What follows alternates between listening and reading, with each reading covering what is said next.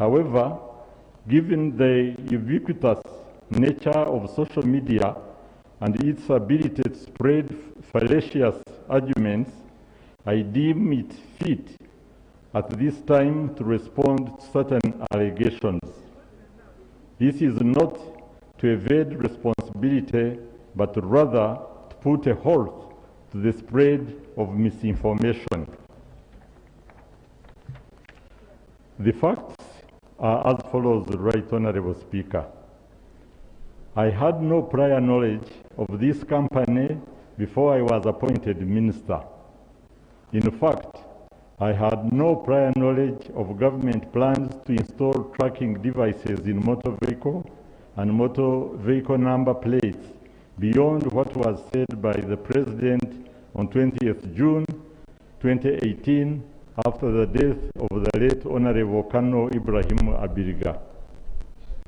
For clarity, the procurement of this company began 4 years ago, long before my appointment. Government sent a team to conduct due diligence on the aforementioned company in December 2018. Over the 4 years, several meetings were held between the different government agencies to assess the proposal from the said company. Additionally, several negotiations were held between the government agencies and the company. As a result of these protracted meetings and negotiations, a memorandum of understanding was signed between government and the company by my predecessor, the Honorable General L. Tumwine, on 19th March 2019.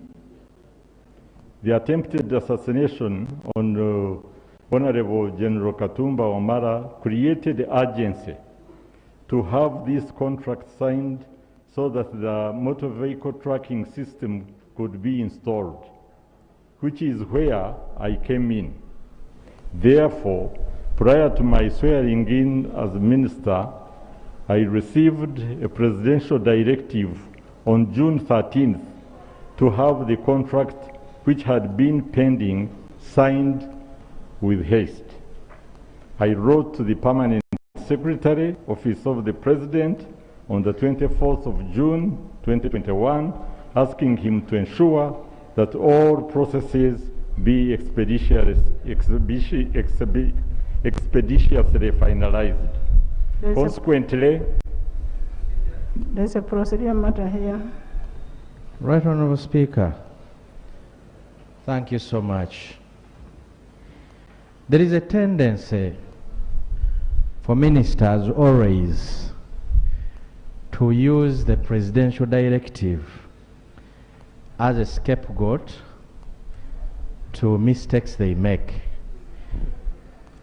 The minister has just said that he was working under a presidential directive. Right Honorable Speaker, are we proceeding well when the minister just says it without laying on table the presidential directive to him to act that way? Because they are always using it, presidential directive. Can he lay on table the presidential directive as it was?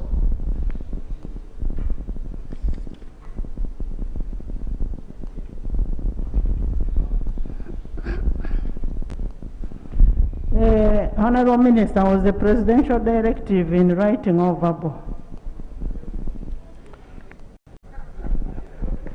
Right Honorable Speaker, I don't know how the Honorable Member would have expected me to go and lay a directive on table when I was still submitting. And I don't think... But he's making a personal statement. Yes. Procedure, Honorable Speaker. Procedure. Yes, Lord. Honorable Speaker, while I did listen to the Honorable Gentleman and the Minister making a statement, my appreciation was that he's moving under Rule 55A of our Rules of Procedure. To wit, a member may explain a matter of a personal nature, but no controversial matter may be brought in the explanation, nor may debate arise upon it. The Honorable Minister is purporting to make a statement of personal explanation, and therein he is importing matters relating to a controversial contract. Right, Honorable Speaker, I'm arrived at the fact that the number of members of Parliament, including shadow ministers, that made an attempt to have this matter brought on the floor of Parliament and was considered sub judice, and therefore they were stopped in their tracks. The Honourable Minister is smuggling matters under Rule 55 to try and explain a controversial matter to which questions are still obtaining and no answers have been supplied to that effect. Honourable Speaker, are we proceeding right when the Honourable Minister imports in matters only privy to him to try and join the House into a controversial decision that we have questions about?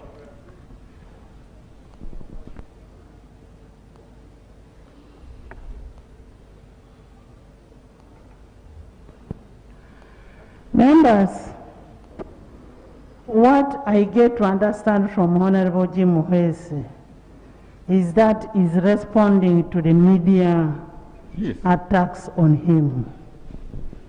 The issue of the contract should not be discussed because that would amount to sub judice. There is a case on that contract.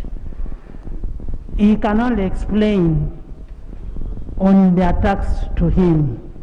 But you will realize that in giving an explanation on the attack, you have missed the name Russia, because that is what is being said. He's not defending the contract, but he's giving his personal explanation. Correct. Thank you very much, Right With your Honourable indulgence, Speaker, with your indulgence, Honourable Speaker. for your wise ruling. With your indulgence. Yes, no. Thank you, Right Honourable Speaker. I would like to invite the Honourable Minister to accept that I'm not trying to impeach your right to explain yourself. You have that right, and I will defend it to the last person. The point I'm trying to make, Right Honourable Speaker, is that there's no legal bar for the Honourable Minister to mention Russia. But in doing so, he's justifying a matter. That's why he imported in the fact that he was acting under a directive. The directive itself is controversial. I want to invite the Honourable Member to try and decipher personal explanation and the contractual matters, because we deem them controversial. The two must be separated. Otherwise, he's in breach of Rule 55A. Honourable Minister, give your explanation without talking about the contract, because that contract. Okay, right, so Honourable Speaker, thank you very much. I want to refer to any company. In any case, everybody knows what I'm talking about. So I just wanted to explain that contrary to what the media has been awash with, I did not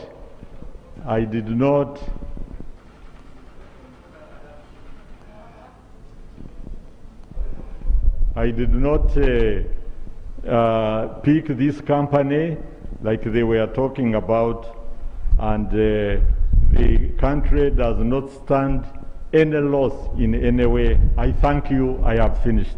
Thank you very much. Thank you for the statement. Thank you. Matters of national importance, Honourable Nsamba Patrick Kasanda. Honourable Nsamba Patrick.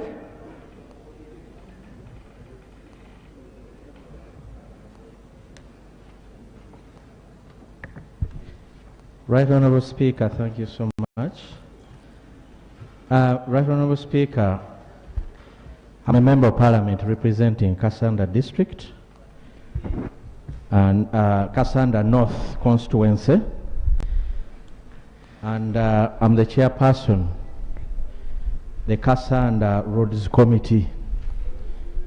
Right Honourable Speaker, it is government policy in this country to procure road equipment for each district. And Right Honourable Speaker, by 2017, many of the old districts received road units. Right Honourable Speaker, in 2018, 13 new districts were created and began operational 1st July 2018. And in 2019, or thereafter, Ruchiga district was created to make 14 districts. Madam Speaker, a promise was made by government that after creation of the new districts, the Minister of Works would provide the new districts with road equipment, road units. And Madam Speaker, it is now 3 years since the promise was made, and it looks like government has backtracked on the policy initiated, especially in regard to the new districts. Right Honourable Speaker, money was budgeted in financial 2019-2020,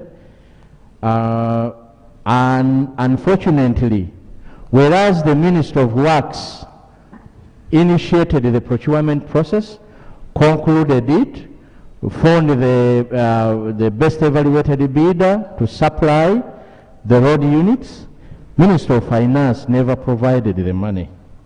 Right Honourable Speaker, in the previous financial year, when Honourable Bahati was still in charge of handling matters regarding to Ministry of Finance on the floor of Parliament, we tasked him to explain the non-committal behavior of government. Parliament passes money and they never release it to do what is necessary for it. Right Honourable Speaker, we are suffering. As members of Parliament, we keep putting the district engineers on task and the cows in our districts, new districts. And we ask them why our road is not being worked on. They receive money from road fund. Unfortunately, every other minute, Right Honourable Speaker, they do not have the equipment to use. When they write to Minister of Works, Minister of Works advises, borrow from the nearby districts.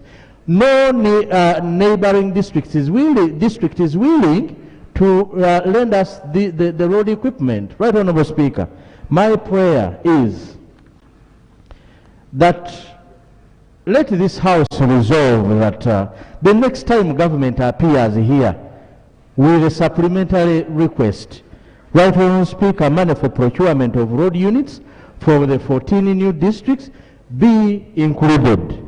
Right Honourable Speaker, the Minister of Works should also allocate at least a grader for now as we wait for government procurement to cater for road maintenance in these new districts. I know what is happening in Kassanda must be happening, Right Honourable Speaker, in many other districts that are missing road units. And the Constitution of the Republic of Uganda bars anyone to treat Ugandans differently. We are a district, we need these road units. Thank you so much, Right Honourable Speaker. Thank you. Members, try to make your matters of national importance short. Government, Minister of Works, we need an action to be taken in those, how many districts? 14 districts.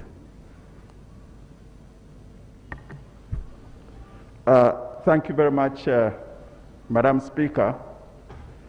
I know my colleague has been missing me on the floor, that's why I probably referred to my name even when I've gone to another docket. But yes, this matter came on the floor of the House in the last Parliament.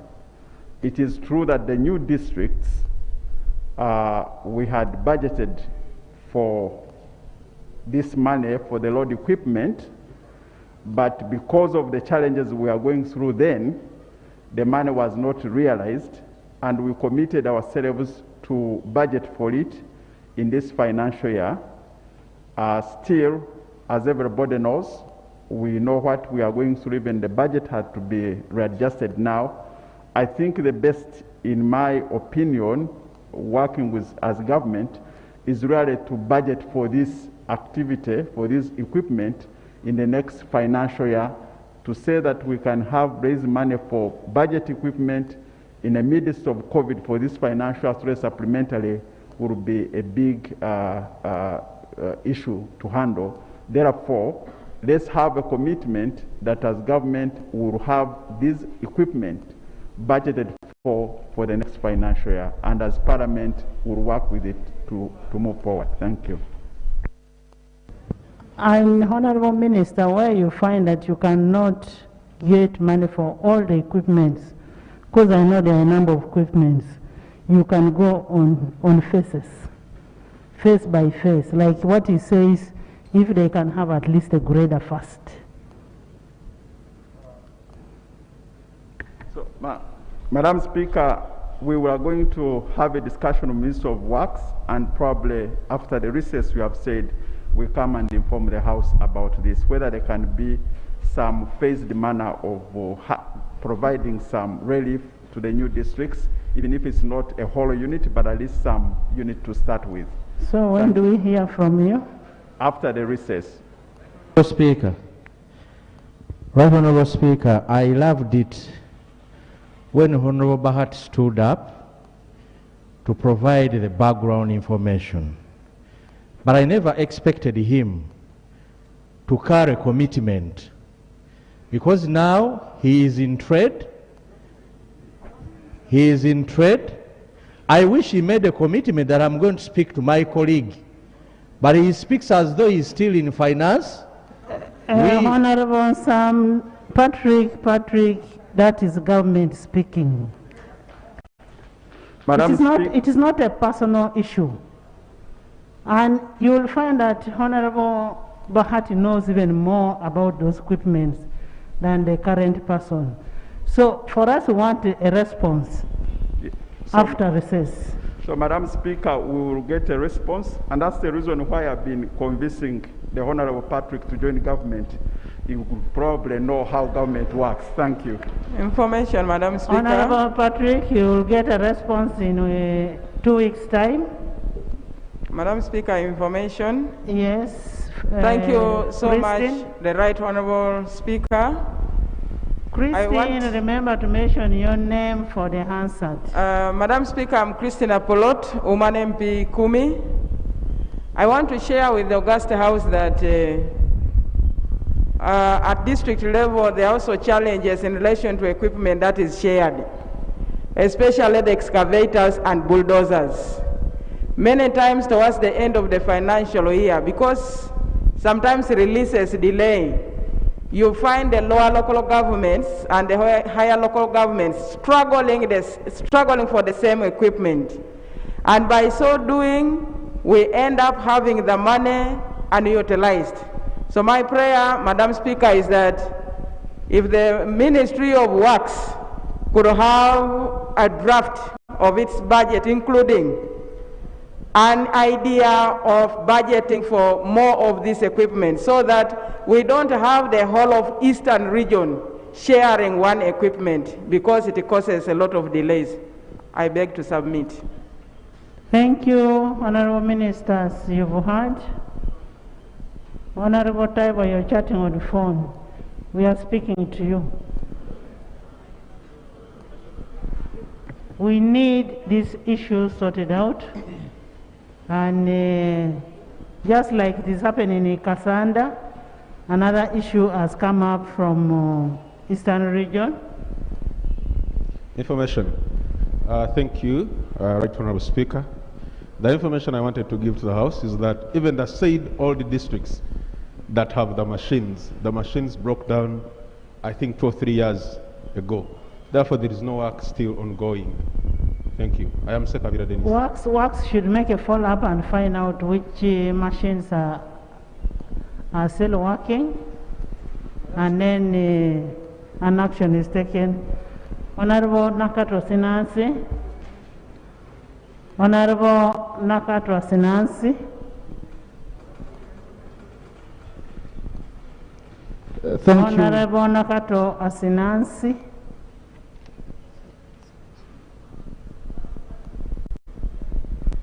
Thank you, Right Honorable Speaker. Nyakata Asinansi is my name. I'm the woman representative for Hoima City and the Shadow Minister for Minerals and Energy. Madam Speaker, I bring to the attention of this House a matter of national importance. Over 1,000 farmers from Hoima City and the districts of Hoima, Chikube, Masindi, Kakumiro, Kagadi, Bulisa, Kiriandongo, and Kibale entered into contracts to supply tobacco leaves to Continental Tobacco Uganda and Nima Tobacco Company Limited, and were to be paid between 2017 and 2019. Madam Speaker, when these companies failed to complete payments to the tobacco farmers, in September 2019, during the by-election of Woman Member of Parliament for Hoima City, the President pledged that government would pay off the outstanding balance by these companies to the tobacco farmers. And indeed, Madam Speaker, Parliament, in the supplementary expenditure schedule number 4 and addendum 1 and 2 to schedule number 4 for financial year 2020-2021 allocated 11 billion Uganda shillings towards the payment of the outstanding balance to the tobacco farmers of Bunyoro sub-region. To our disappointment, Madam Speaker, to date, these farmers have never been paid. Madam Speaker, I pray that the government gives an explanation to this Parliament why to date these farmers have not been paid, despite the fact that the money was allocated by the 10th Parliament for this activity. Information granted. Right Honorable Speaker, Pius Wakabi, MP Bugaya County, Hoima District. Right Honorable Speaker, I've been following this issue of payment for tobacco farmers since the last Parliament, the 10th Parliament. Right Honorable Speaker, the farmers have suffered for long. That in May this year, a tobacco farmer called Madira Edward committed suicide after waiting for a long time. Right Honorable Speaker, I'm not yet even 40 years, but when you consider the rate at which my head is turning white, it is pressure from tobacco farmers. They want their money. They have put pressure on me. So it is high time that we consider these farmers this time. Thank you. Thank you very much. Thank you, Honorable. That could be political pressure. Thank you very much, Honorable Wakali, for the information. Madam Speaker, my other prayer is that Ministry of Trade should collaborate with the tobacco companies to update and make public a credible register of the beneficiaries following inconsistencies in the current list that the ministry is in possession. Finally, Madam Speaker, I pray that government should provide information granted. Thank you. Madam Speaker, I am Rose Obiga, Woman MP, Terego. Madam Speaker, what my colleagues have just alluded to here is not only for Hoima region. West Nile has districts, Koboko, from Koboko, Arua City, Terego, Yumbe, Madiokolo that grow tobacco. Madam Maracha, I can lay on table a document where the farmers have been trying to ask government for compensation. As we consider Hoima region, Madam Speaker, it's my humble appeal before this House that West Nile region should be considered for this. Thank you, Honorable, for the information. Finally, Madam Speaker, I pray that government should provide farmers with a payment plan Madam Speaker, and immediately effect their payment. Madam Speaker, I beg to submit. Thank you, Honorable Sinansi. Can I have Honorable Bahati and Honorable Kafus respond to this?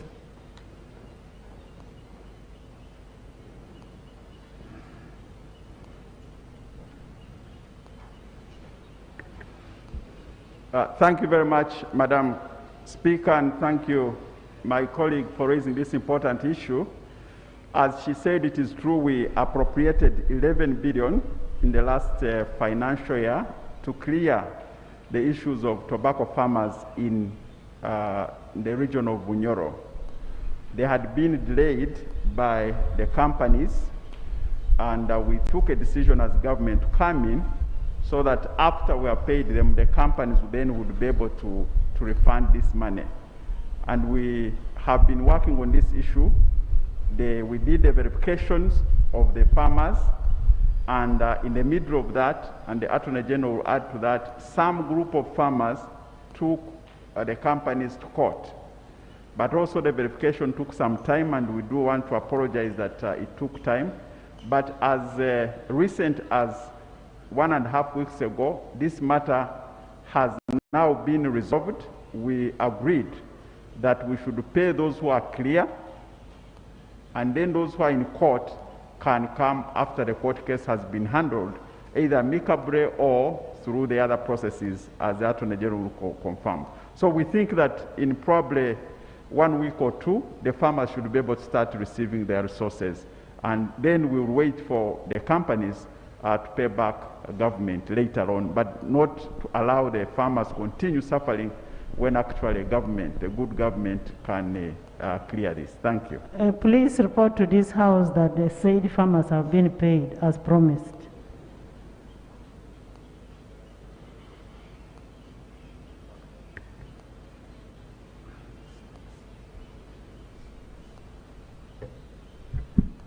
Thank you very much, Right Honourable Speaker. The Honourable Minister of Trade has said it all. There is a team of farmers that decided to go to court, while the others did not. Our understanding with the Minister of Trade is that we should let those who are in court carry forward as we settle those that have heeded and are waiting for government to fulfill its promise. However, I must add that this is a pledge the government made out of goodwill because Ugandans are suffering. But the two companies that owe these Ugandans money are private companies. So we have to have an understanding with them as government that they are going to pay back this money. So as the government pays the Ugandans who are owed money by Continental and the other company, we have to write an MOU, a memorandum of understanding with them to make sure that they reimburse, they pay back this money to the government because it is a debt they owe to Ugandans. Thank you very much. So, Attorney General, you mean you've not yet reached an understanding? We have not. Because there is a promise that in 1 week's time the money will be paid. And if it is going to be paid in 1 week's time, my assumption is you've already reached an understanding. Right Honourable Speaker, the Minister of Trade has gone on the ground and relying on commercial officers at every district, collected all the necessary data which they have shared with us, and we are preparing a memorandum of understanding. One, we have to agree with these companies that the claims found on the ground by the Ministry of Trade are actually the amounts they owe Ugandans. Clarification, Land Attorney General.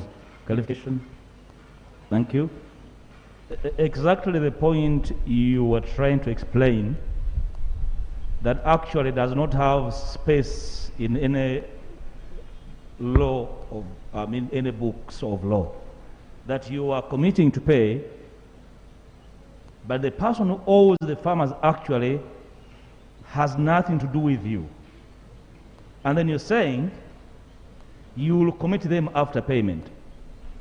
Do you want to commit the taxpayer without anything whatsoever, but out of goodwill? Because we can agree as leaders of our people that we are going to pay, because what you're explaining actually has no legal space anywhere. Are you committing government that if they renegade to really commit, we shall say that was real potea?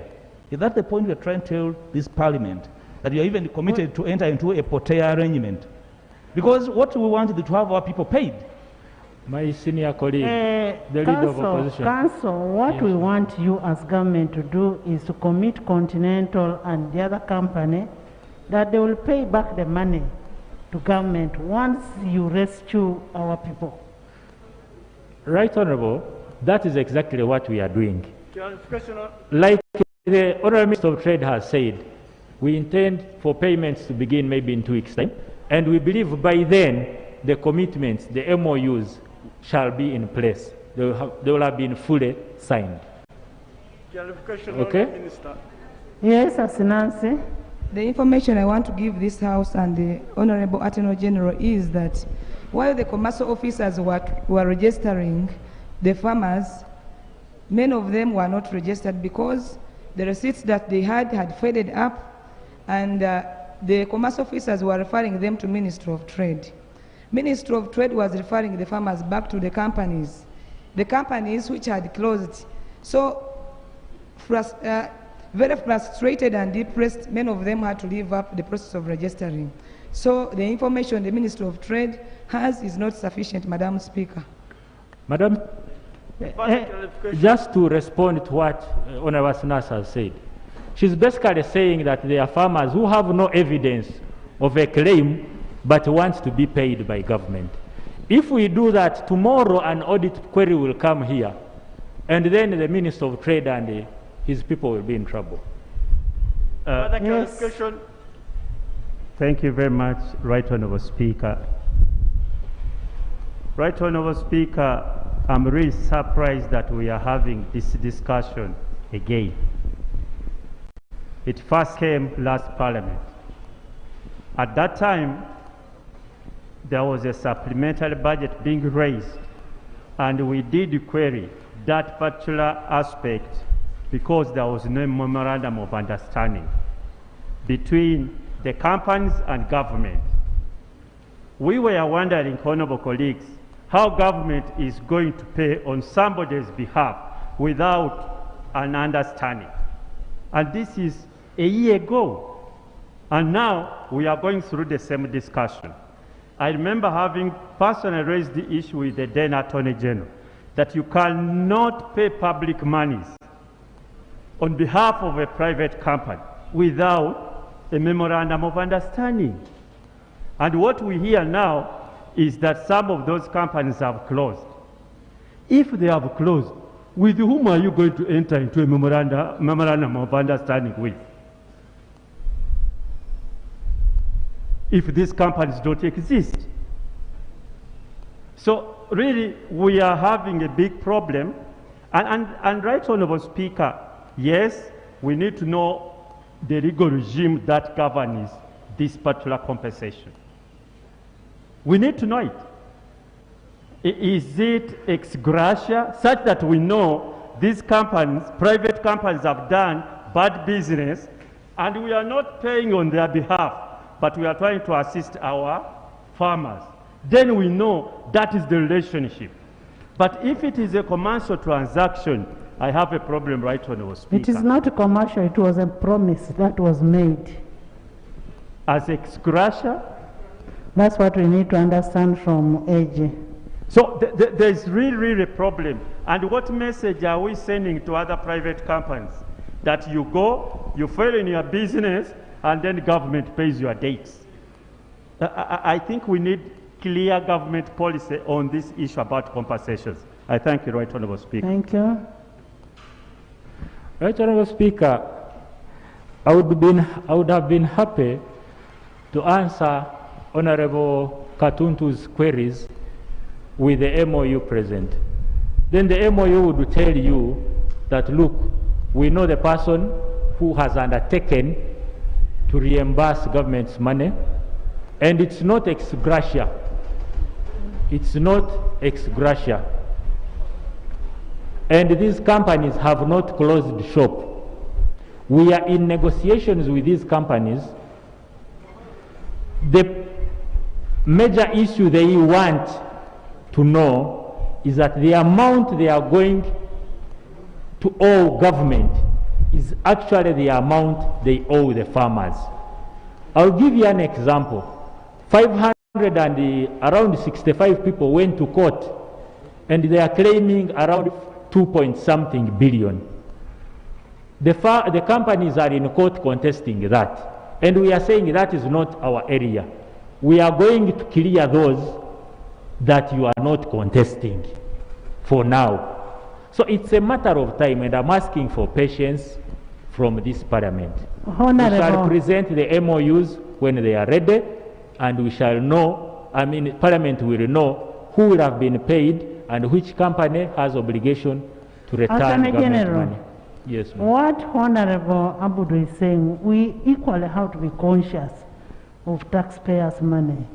In the circumstance where they say a company closed, whom are we making an MOU with? Who will be the one to pay back the money? That is what Honorable Katuntu is asking. And we are acting under what legal regime? Right Honorable, I have responded and said the companies have not closed. In fact, I can tell you, I'm not seeing Honorable Segona here, but he represents one of those companies. So these companies have not closed. Kind of clarification. Can we have those MOUs in this house before payments are done? We shall do our best. We shall present them to the House. Most obliged. Yes. Is it procedural right for the right Attorney General, the Attorney General, yes, to say that they are going to start with those ones who didn't go to court? Yet, if it was not for those ones who went to court, even those ones who did not go to court were not known that they were demanding these tobacco companies. Madam Speaker, I pray that the government or Ministry of Trade holds these payments till all the farmers are settled and they are paid at once, Madam Speaker. Honorable And I also Sinansi. pray that, Madam Speaker, Ministry of Trade goes back on the ground and get the account numbers for those farmers, so that they can effect their monies direct on their accounts, just the way the tobacco companies have been doing, Madam Speaker. Honorable Sinansi, we cannot tamper with what is in court. We will pay the people that are not in court, and once the other ones are finished or they withdraw their court cases, then they can be cleared. Honorable Taylor. Right Honorable Speaker, may I seek your indulgence that Honorable Taylor. Right Honorable Speaker. Honorable Taylor. Taylor John. Thank you, Right Honorable Speaker. For the record, my name is John Taylor. I represent the people of Gabla North constituency from Kamali district. Right Honorable Speaker, I rise on a matter of national importance.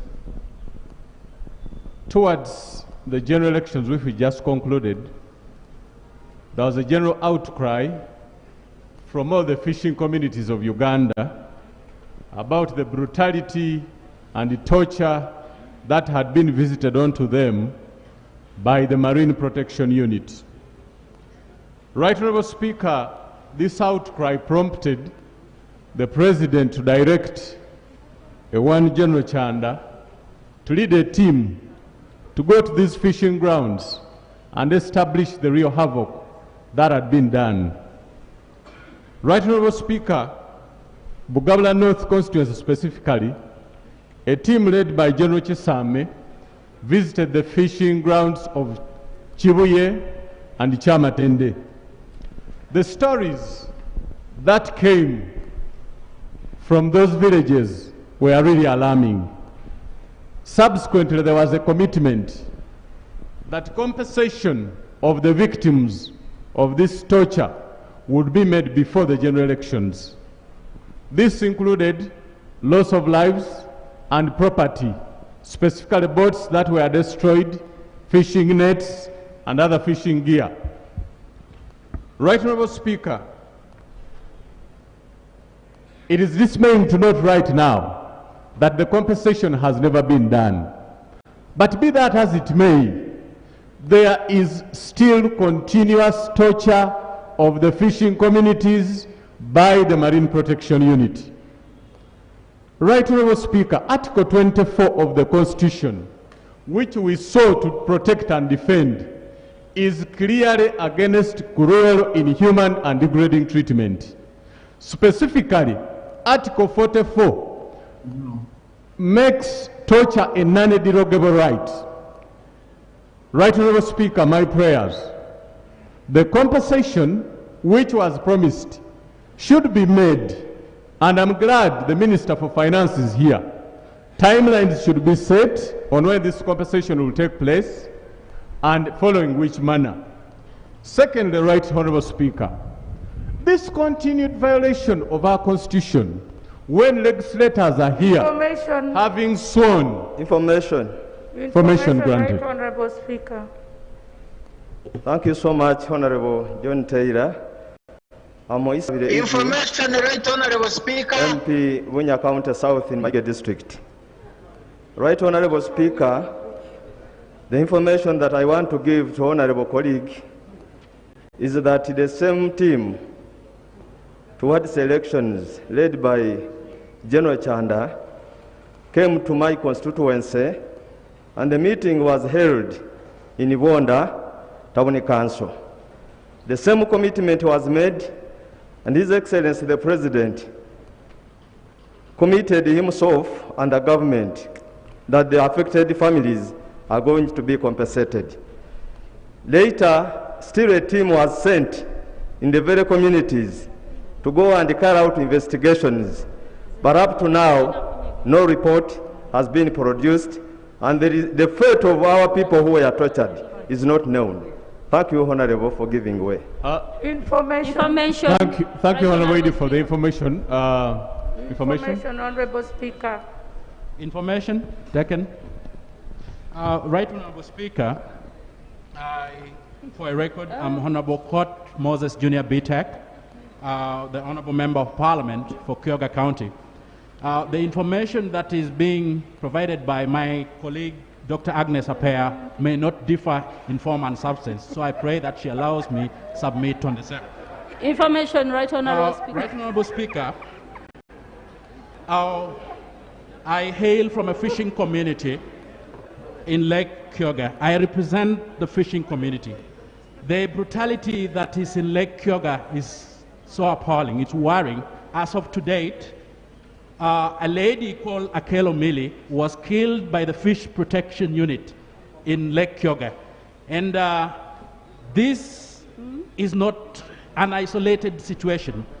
A month ago, Omara Patrick was killed by the same Fish Protection Unit.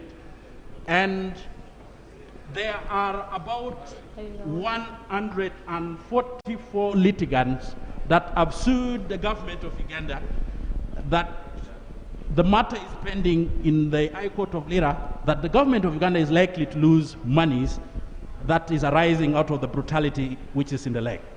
Right Honourable Speaker. Right Honourable Speaker, it is our prayers as members of Parliament representing the fishing community that a comprehensive investigation, or this matter be referred to the committee, or a comprehensive investigation be conducted on the conduct of Responsible ministry, government, can I have a response to that? Because it is Right Honorable Speaker, I'm begging it grows cutting all the fishing Right districts. Honorable Speaker, I beg to give more information. Right Honorable Speaker, I beg to lay this document. What document are you laying on table? Oh, Right Honorable Speaker, these are pictorial evidence of persons who have been brutalized, then the case list of cases that are pending in court as a result of the brutality in When the the minister goes to your constituency and he finds it out, then you can lay on table. How do we confirm that they are correct documents? Most obliged. Minister, an address, in your address you should talk about all the districts that are within the water bodies. Thank you, Madam Speaker. Information Honorable before the minister Speaker. comes. Thank you. Right. Honorable Speaker. Members, don't grab the microphone. Can you sit?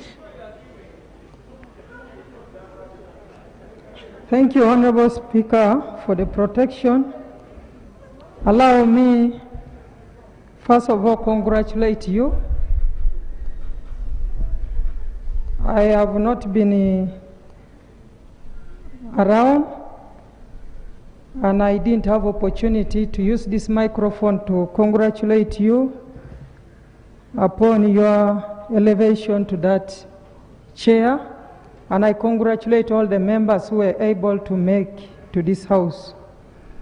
Honorable Speaker, I want to thank the members who have raised the issue of Fisheries Protection Unit, and I want to correct the first honorable member who talked of marine soldiers.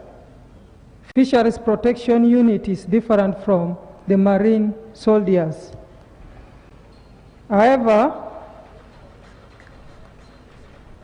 I am just hearing from here and from them that there was a promise to compensate the illegal fishers whose boats were destroyed. It has not come to my knowledge, and we have no single day we have agreed to compensate any illegal fisher. When you illegally go and fish, you are actually destroying the lake and the fish.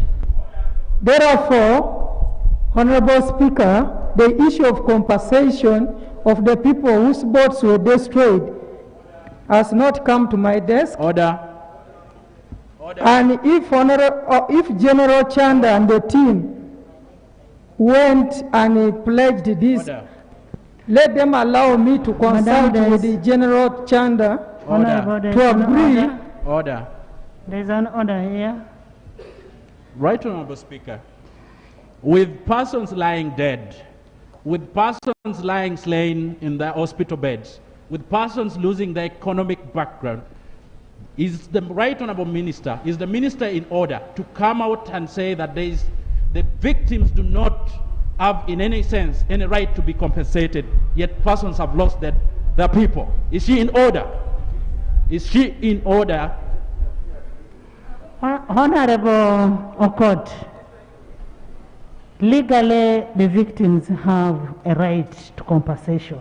Exactly. But the minister is saying they did not mention that they were going to compensate, but they have their legal right.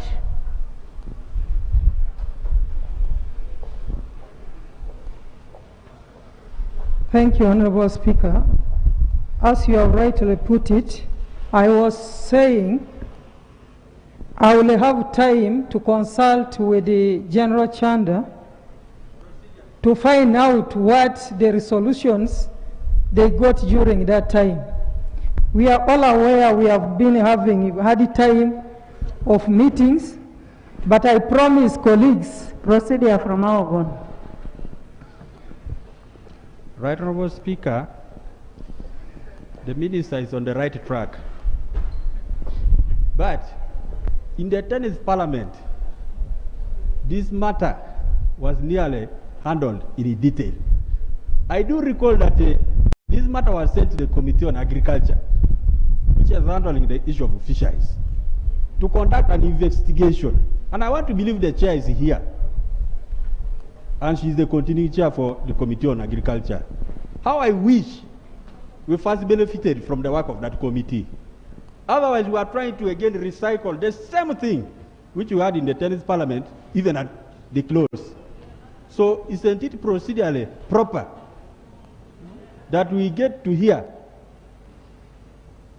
what happened with that report that was authored by that committee?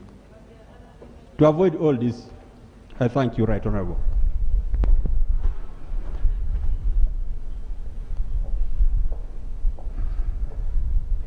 Honourable Speaker, I request honourable members to be patient, to allow me communicate to you. Then when you are not satisfied, you can still raise, because you're actually raising issues that I want to answer. So I'm going to handle it with the General Chanda. Then the issue of the committee that was set to investigate Fisheries Protection Unit. The report will be brought, but meanwhile, what the team got on the ground caused some of individual soldiers to be arrested, and they are on trial right now. The issue is about to be concluded, and I will bring to your attention in this House. Honourable Minister, I would request that you have a meeting with all the leaders, MPs of those areas. When you have a meeting, you will hear maybe more than what can be spoken here, and then you report back to this House what conclusions you've come up with and what actions you're going to take as a ministry. Thank you, Honourable Speaker. Last term, Honourable Speaker, last term, I was able to call some of the members, and appreciate most of the members right now from fishing communities are new. I promised to call for another meeting, but I wanted you to know last time I called the MPs from different areas, fishing communities, together with the Fisheries Protection Unit. And we had a meeting, and we resolved that I would go to different places. Honorable Speaker, one of the places I went to was a Molatar, where I called the fishermen, and I had a very big meeting with them. I went to different landing sites, and I am just learning from the honorable member. And even today, the Fisheries Protection... Honorable Minister, take the ruling I've given you. Unfortunately, most of the people you met, most of the MPs you met, got injuries. So can you arrange for that meeting? Order, Madam Speaker. And report back to this House? Most obliged, Honorable Speaker. Madam Speaker. Order on what? Right, Honor. You are making an order on what? Honorable Migade? Honorable Migade Robert?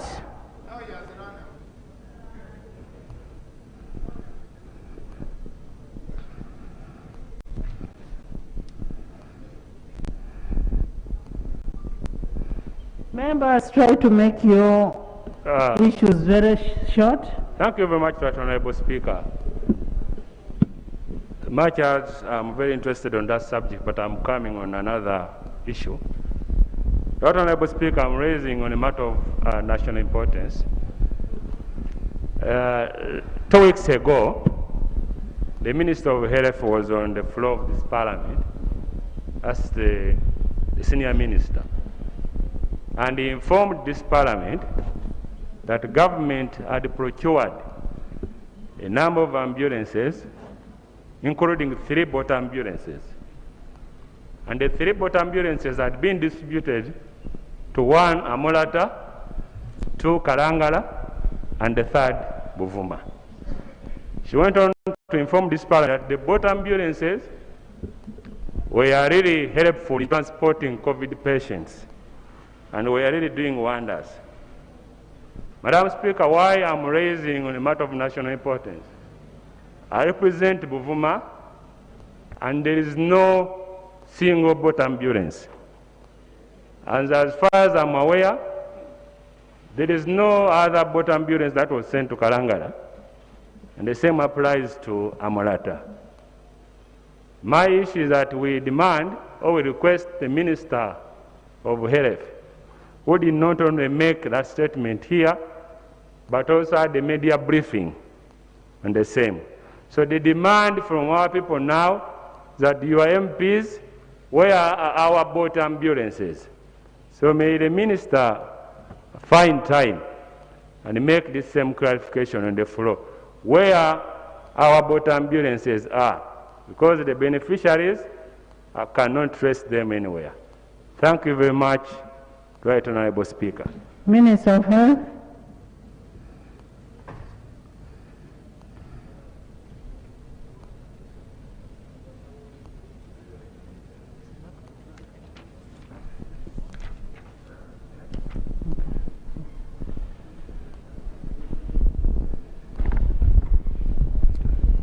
Thank you so much, Right Honorable Speaker, and I want to thank the Honorable Member for raising that national issue.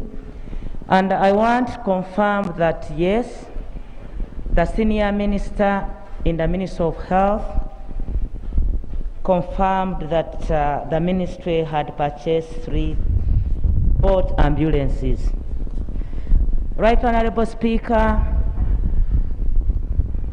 you directed that this ministry should come up with a comprehensive report, and which would be detailed enough, and the dates were given.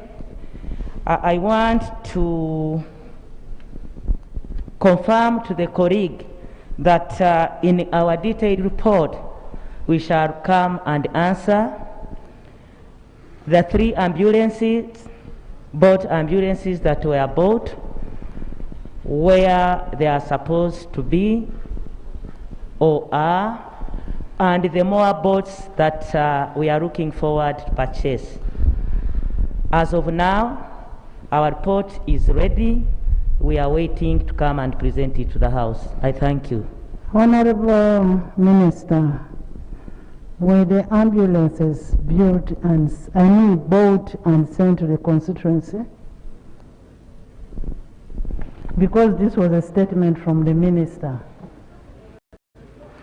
Right Honorable Speaker, as I have said, I stand by the Minister's statement, but I need to find out clearly whether they have been sent to the areas they were allocated to, or can Government Chief Whip,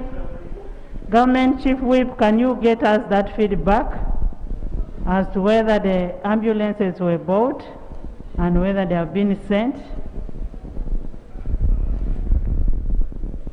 And we need that confirmation in a week's time. Can I? Much obliged, Madam Right Honorable Information. Speaker. Naluima. Information, Right Honorable Speaker. Honorable Katuntu first. Thank you very much, Right Honorable Speaker. And I'd like to thank the Honorable Migade for raising this matter of national importance. Right Honorable Speaker, the Ministry appeared before our committee and did submit that it had procured 38 fully equipped ambulances, 33 were the basic life support, which we call road ambulances, then 2, the type C, which is intensive care road ambulances, then 3 type C water ambulances. They did also submit to us that government had spent 11 billion shillings to purchase the 38 ambulances, comprising of the 3 water ambulances, the 2 intensive care ambulances, and the 33 basic type ambulances. The ministry further submitted, Right Honourable Speaker, that the ambulances are in use and being managed under the national ambulance system that is regionally coordinated under 14 regions. It also gave a list of what they call a distribution list of those ambulances. And one of them was Kalangala, and then the other two places. So, as far as we are concerned, those ambulances are operating. Unless we are sinners, or you are sinners and you don't see them. But the minister says they are operating in those 3 places. Information. And this is written. Information, Right Honourable Speaker. Thank you very much, Right Honourable Speaker, and the Honourable Katun for the information. I think, Madam Speaker, we have to devise a new way how we really get credible information. If I'm one MP representing Buvuma Islands, and I stand on the floor, it's not just for purposes of media coverage. I'm giving reliable information that actually there are no, as far as Buvuma is concerned, there is no ambulance. In fact, Honorable Katundu has made it worse, that they are even fueling these ambulances. So then actually the Minister of Health has more work. Information, Right Honourable Speaker. But Madam Speaker, I want to reaffirm that as far as information is concerned, there is no bottom, and even in the region, because I know Lake Victoria right from Entebbe up to Mayuge. So even in Mayuge, the whole of the Lake Victoria basin, there is no such ambulance which is in operation. Yes, information. Thank you, Right Honourable Speaker. I would like to inform the August House and the Right Honourable Speaker that since the 10th Parliament budgeted for the procurement of those boats of the health centres of Kalangala district and all the other districts, Right Honourable Speaker, all we have seen are boats on a certain port on social media saying they are on their way. That is all we have seen. Our health department in Kalangala district has not received even an engine. Our people on Lake Victoria are dying. The women in Kalangala district die on the lake in canoes going to the health centers because they're very far from where their homes are. Right Honourable Speaker, it's my humble prayer, Right Honourable Speaker, that these ambulances are brought to our districts. I thank you, Right Honourable Speaker. Honourable Macho. Madam Speaker, I stood on a point of clarification. I want to thank my colleague, Honorable Katuntu, for the very good statement he gave concerning ambulances. Madam Speaker, you know, in Uganda sometimes 10 is called 100, and sometimes 100 is called 10. That's why he rose on a point of clarification from the minister whether the ambulance she's talking about are ambulances that were purchased by the Ministry of Health or the ambulances that were donated by the people, because there is a contradiction there. And I need really clarification and clarity between the ambulances that were bought at 11 billion. Bought, not donated. Madam Speaker, why I'm asking for clarification. The ambulances that were bought by 11 million, you might find that after audit by the internal auditor, they might be the ambulances that were donated by the people. Because I was shocked the other day when I read on media that when UNICEF donated 500 cylinders, the ministry announced 100 cylinders. And nobody, even the spokesperson of the Ministry of Health, came out to clarify on that matter. And therefore, at the same time, I would like to clarify, where is the ambulance for Busia Health Airport? Because all the drivers who are got with COVID-19 on the board of Busia are put in pickups, and the pickups are the ones they call ambulances. Procedure. Thank you, Madam Speaker. Procedure. Thank you. Thank you, Right Honourable Speaker, for your indulgence. Right Honourable Speaker. There's a procedural matter first.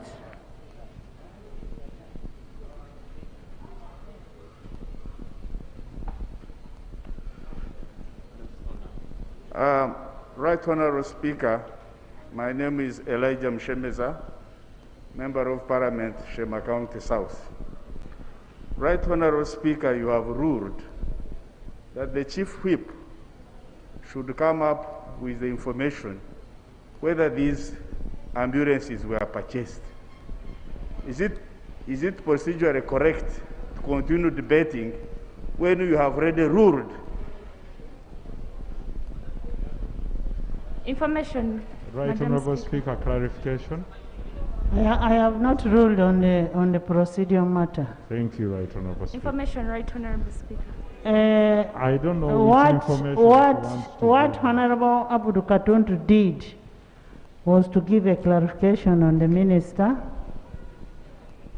on what the minister was saying, and naturally after that clarification from the people who have been on ground, the debate should have stopped because I had already given a ruling to the effect. And based on that, Government Chief Whip, government, you have heard all what is being said. It seems what is being said that the ambulances may not be there. Actually, I would say they are not there. Right Honourable Speaker, clarification. You had given me a point of clarification, right? Yes, clarification. Thank you, Right Honourable Speaker. Right Honourable Speaker, what can help give us a clear clarification on whether the ambulances exist or not is explicit. Every water vessel or motor vehicle, in this case, water vessel registered in Uganda, must have a registration number. Now, the best thing the minister should come and give clarity to this House is to produce the registration numbers of every water vessel in form of an ambulance and where it is attributed to. And that will close the debate, Right Honourable Speaker. That is only the clarification I'm seeking. Honourable Minister. In case she has them, it will lay all our questions to rest. Honourable Minister, we need a clarification on the ambulances that you talked about. Thank you, Right Honourable and Speaker. As the Honourable Mehdi has said, at least they must have registration numbers. You're not going to continue lamenting on the floor when people are dying in the village. I want to give a clarification on that, Right Honourable Speaker. I have got the information from the ministry, and as I said, there is a report that is ready. I wouldn't want to preempt it, debating it now, not until I've been given a chance. But to answer about the 3 boat ambulances, Right Honourable Speaker, the 3 boat ambulances are, as of now, and with the guidance of the Government Chief Whip to confirm where they are, I have been told they are at the security system at the Marine Entebbe, and the ministry is in the process to meet with the district officials, my colleague from Muvuma and the others next week, to work out modalities of maintaining them, having them. Honourable Anifa, the report says the ambulances are on the ground. They're in Buvuma. So why are we contradicting all the time? Right Honourable Speaker, that is the report that the Honourable team gave, but we have an explanation in our report that we have not answered. So we have an expression in our report.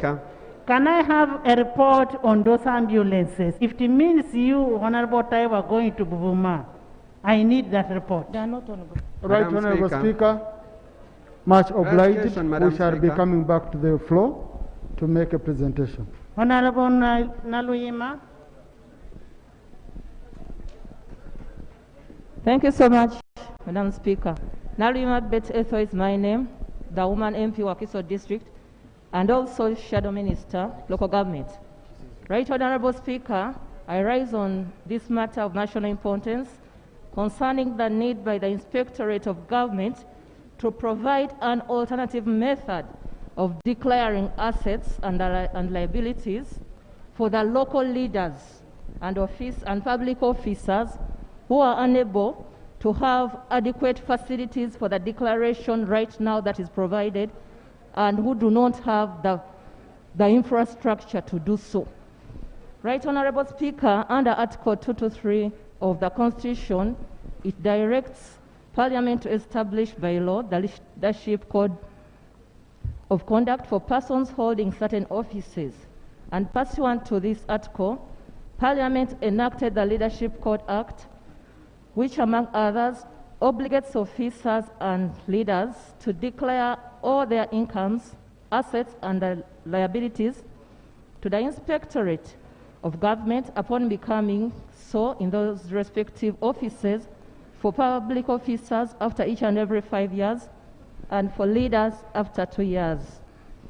Madam Speaker, the current period for submitting declarations as outlined by the Inspectorate of Government is expiring on 7th of August at midnight. Madam Speaker, we note that whereas the online system is really well designed to cater for declaration of the assets, income, and liabilities in such a fast and efficient way, it does not cater for those very local leaders who are not in position to have internet infrastructure, who are not able to have the different capacity of the internet. They don't have the data bundles. They are really incapacitated. And given this, we are very much aware, Madam Speaker, that according to the latest World Bank reports... What are your prayers? My prayers, Madam Speaker, are that the Inspectorate of Government provides an alternative method of declaring income, assets, and liabilities for the local leaders out there who are unable, and it should as well be able to extend the period from 7th August at midnight, whereas also government should be able to install high-speed internet, especially at local levels. And as well, my prayer is to ask government to ensure that we are able to have internet at in all places in the country at an affordable rate. We are very much aware at this time, data is really so high. But in my area like Wakiso, a person verifying in that Wusi Island, that person is unable to declare at this moment. Thank you, Madam Speaker. Thank you. Attorney General, I want to find out, what does the law say? Is it strict on online, or you can have an option of hard copy? Right, Honorable Speaker, the people expected to declare are in thousands, and the office of the IGG has received a lot of outcry, just like my honorable colleague has said. System failure and being slow, especially for our colleagues who are up country and they are required to declare. I intend to liaise with the office of the IGG to see if it is possible to extend the period beyond the 7th, so that people have time to look for the right areas with proper network to fill the necessary forms for declaration. Is the law strict on online, or you can do it on a hard copy? Procedure, Right Honorable Speaker. I am asking you on what the law is. Madam Speaker, the law is not strict, but the practice has been online, and that's what we have all been doing. Because if we asked everybody to fill forms... Council, what we are saying, in the circumstance that these local people cannot be able to access, why don't we be flexible to make sure that they feel hard copies to be brought to IGG? Right Honorable, the best we can do right now for the office of the IGG is consider extending time, so that a person who is in a part of Chegegwa, where I come from, and where he has not been able to get proper internet connection to fill those forms, he can move to a place where he can find that connection and fill the forms. Assuming I declared on using a hard copy and you refuse to capture my data, would you sue me for that? Right Honorable, what we have now, the system is rigged in such a way that it has to be done on computer, because you fill in, then you get a code, you get a password, and everything is online. But adjustments can be made, right Honorable. But the system is made by people. Just imagine somebody deep down there in Bukedea who doesn't even know anything about a computer. What do you do? Right Honorable, like I said, I pledge to liaise with the office of the IGG. And be mindful that the days are going. We shall see what we can do to make it possible for the people to declare as they require. Honorable Atukwasa Rita. Clarification, Honorable Speaker, on that matter. Atukwasa Rita. Clarification, Honorable Speaker. Atukwasa Rita.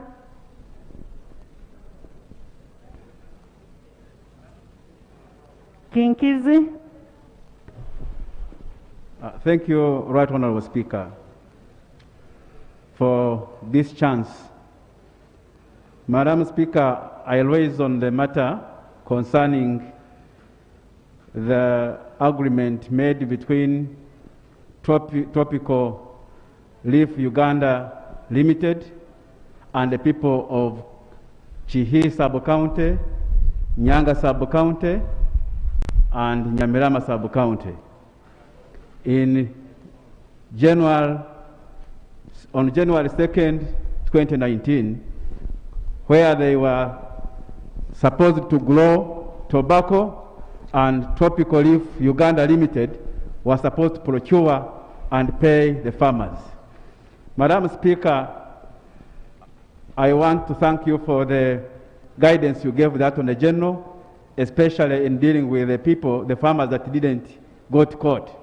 And Madam Speaker, my people did not also go to court much as they are not in Bunyoro and West Nile, but they are also suffering. Madam Speaker, I want to seek your indulgence such that my people also be on the list to be catered for in paying, such that they also enjoy the liberties that they have by the Constitution. Attorney General, include that in your in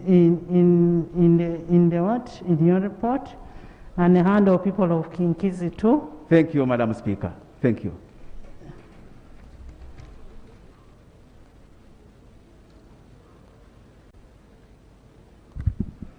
Right Honorable, the tobacco payment exercise arose as a result of a pledge by the President. And what we have in our docket are the two companies that were operating in Bunyoro at the time, Bunyoro sub-region, that is Continental and Nema Tabak. But in the event that it is necessary to expand, because like Honorable Katuntu said, a supplementary budget was brought here on the floor of Parliament in the 10th Parliament. And it was specifically in respect of those companies. But if you deem it necessary to expand, one, it will mean that we are not able to pay those that we have pledged to start with. First, study the claim. After you study the claim of those people, then you come back and report to the House what the claim is about. Most obliged, Right Honorable Speaker. However, I still think we shall need to consult the origin of the of the pledge for us to pay. Because if we are asked to pay we to are companies... not telling you to go and pay. We are saying go understand. Go and study what claim is. Most obliged, Right Honorable Speaker. Honorable Lutamaguzi. Then Akelo Christian. Thank you, Right Honorable Speaker. Right Honorable Speaker, I'm rising on a matter of national importance. Right Honorable Speaker and Honorable Members, there is a general scarcity of Yaka meters countrywide. In my constituency of Nakaseke South, more than 1,000 people applied for Yaka meters for almost a full year now, Madam Speaker, but up to now they have never received them. I have come to know that this problem is not only affecting Nakaseke people, but it's a general problem countrywide. So many people applied for Yaka meters, but they are not getting them. So, Madam Speaker, we want to know what actually, from the relevant organs that are supposed to supply Yaka meters in the country, what has gone wrong. Precisely, my prayer is that because government is partly concerned about this issue, government should come out and explain to Ugandans, especially those whose economic activities do rely on use of electricity, what has happened to the supply of Yaka meters. I thank you, Right Honorable Speaker. Information, Madam Speaker. Information. Government. Information, Madam Speaker. Information, Madam. Madam. Information, Right Honorable Speaker. Thank you very much for granting me the opportunity. My name is Dixon Kateshumwa from Shema. Give your information.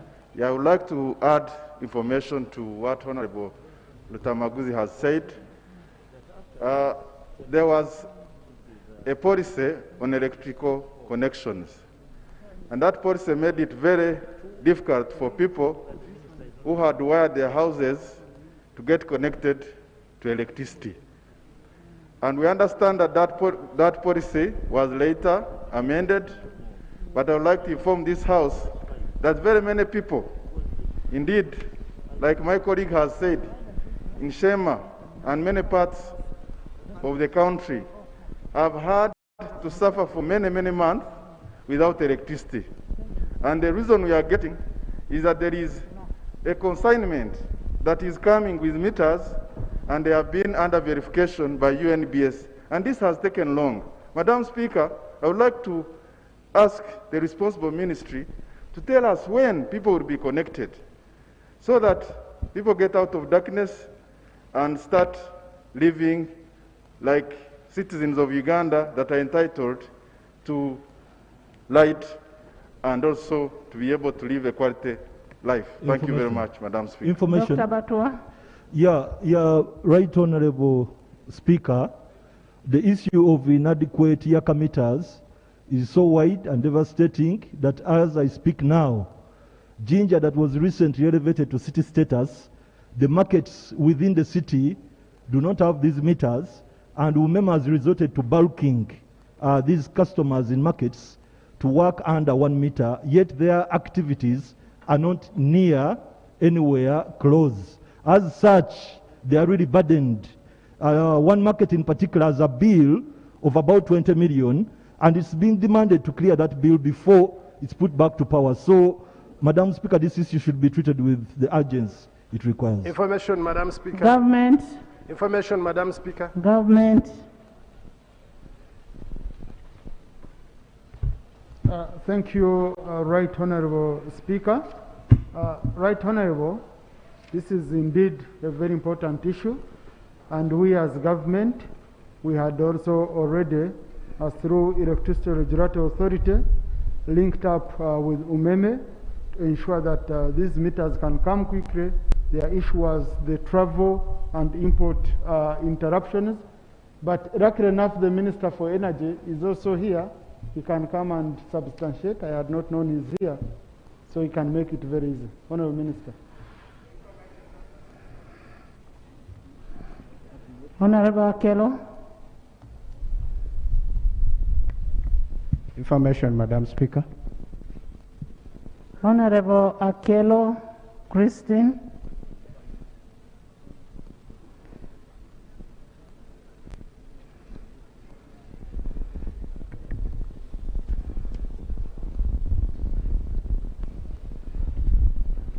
Right Honorable Speaker, I'm a Minister of State for Energy.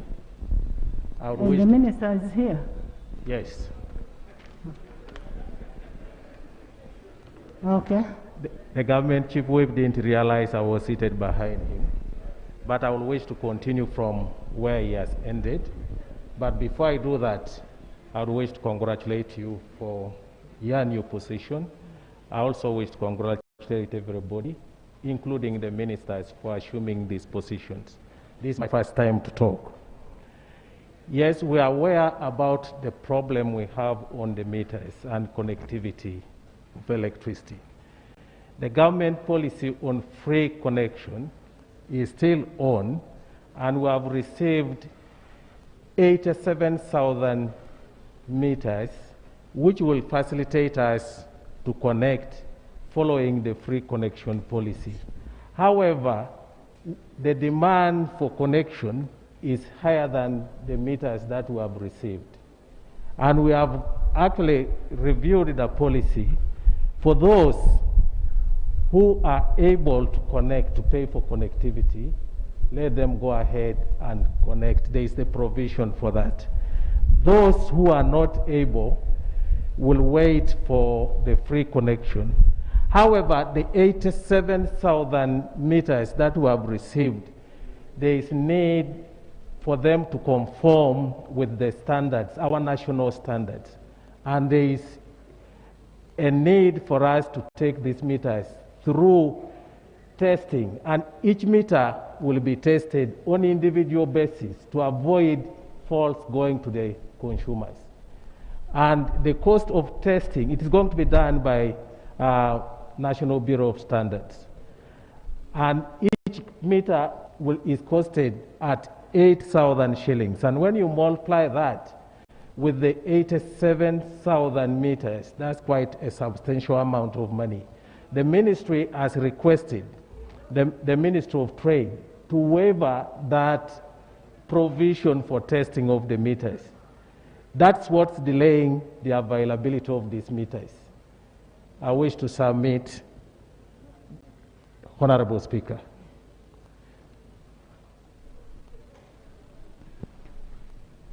Honorable Minister, in 11th Parliament, we have agreed on action-oriented. We need an action on what has been raised and kindly make a follow-up. And if it means visiting a constituency, a district, please do and clear all those issues. Speaker. Honorable Kello, Aogon. That very serious matter. Government helped us to connect, to bring power down to some of the places like schools. In my constituency, I have more than 60 schools where power has been extended to. But it has not been, the poles are there, it has not been switched on for almost 2 years now. And we want government to come out. It's something that I feel is across the country. Tell us clearly what has gone wrong, because something is wrong maybe somewhere. What is happening? We need to hear about this so that we pray for government. Thank you. It's good you share the same consequences with the Minister. Akelo? Information, Madam Speaker. Madam Akelo? Dan? Is that Dan? Yes, Madam Speaker. Yes, Dan. Thank you, Right Honourable Speaker. Right Honourable Speaker and Honourable Members, for us to start discussing Yakamitas alone is to look at a small challenge within the bigger problem. Right Honourable Speaker, in my place, load shedding, it is expected as you expect to breathe anytime. People who have small businesses cannot run because of load shedding. Right Honourable Speaker, I think we should do a comprehensive study of this sector and its challenges. Because the minister is saying the testing fee is high, so it is taking time. He's actually not committing on when they are testing and when we should expect to get meters. Right, Honourable Speaker, I beg that we do a comprehensive study of the sector, maybe understand their challenges or their weaknesses, so that we rectify, so that our gospel of prosperity in the common areas of the villages resonates with our policies, and then we do not look to be joking with the people. Thank you very much. Dr. Kasai, are you taking note? Information, Madam Speaker. Yes, Aisha. Thank you, Honorable Speaker. My name is Aisha Kawanda from Butambala. I agree with the Honorable colleague that there is a bigger problem in this sector. Madam Speaker, electricity connection. One pole service is 720,000 shillings. That's no pole service. No pole, 720. One pole service is 2,387,000, sums plus some small money. Those are conductors and insulated.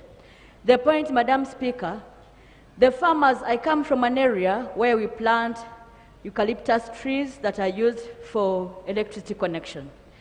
We sell a pole at between 100,000 shillings and 150,000 shillings.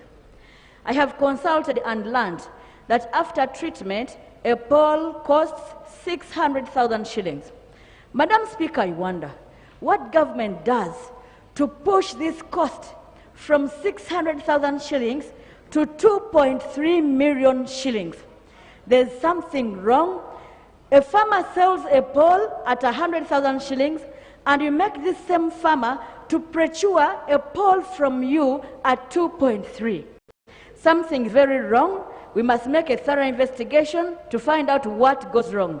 The President many times has decried of electricity tariffs, and he says he's putting up so many dams to be able to address the cost.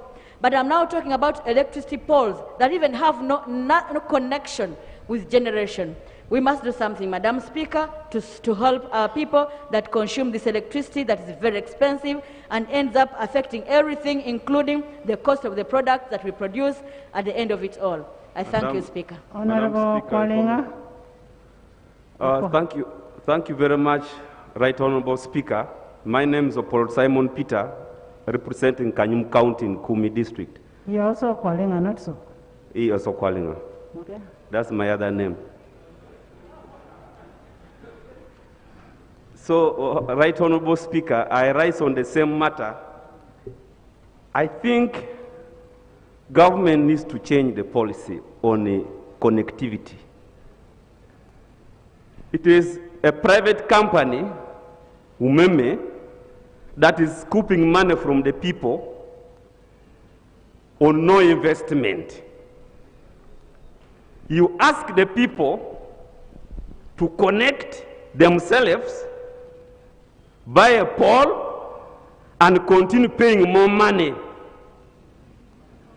almost on a daily basis to the same company. So what investment is the company doing? It is something wrong. And then on the same matter, I really request that the Minister of Energy also intensifies on the issue of rural electrification. Because my area where I come from, there are so many places that have been left, including my own trading center where I reside in my constituency. So I beg to submit, Madam Speaker. There's information from the Minister. Members, we need to finalize with matters of national importance. Information, Madam Speaker. Information. Thank you, Right Honourable Speaker. I would like to thank colleagues for raising this pertinent issue. It is true that as government, we are aware of the high cost that has been incurred on these electoral polls. And the information I want to give Right Honourable Speaker and colleagues is that government has taken a position that imported polls, most of these polls were imported, and now we are going out we have already banned the importation of these poles that were imported from somewhere and was costing too much for Ugandans.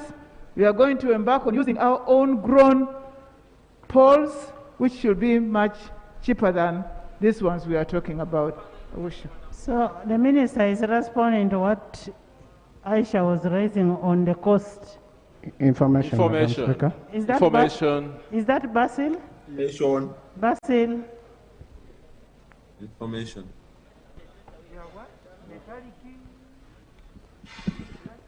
Order, Madam Speaker. Whom are you ordering? What is the order about?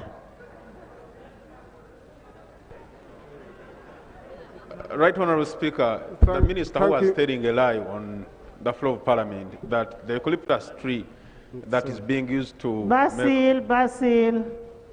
Thank you, Right Honourable Speaker. This being my maiden time to speak, I wish to congratulate you upon assuming the seat of speakership. Madam Speaker, the issue being raised about electricity is very, very, very important.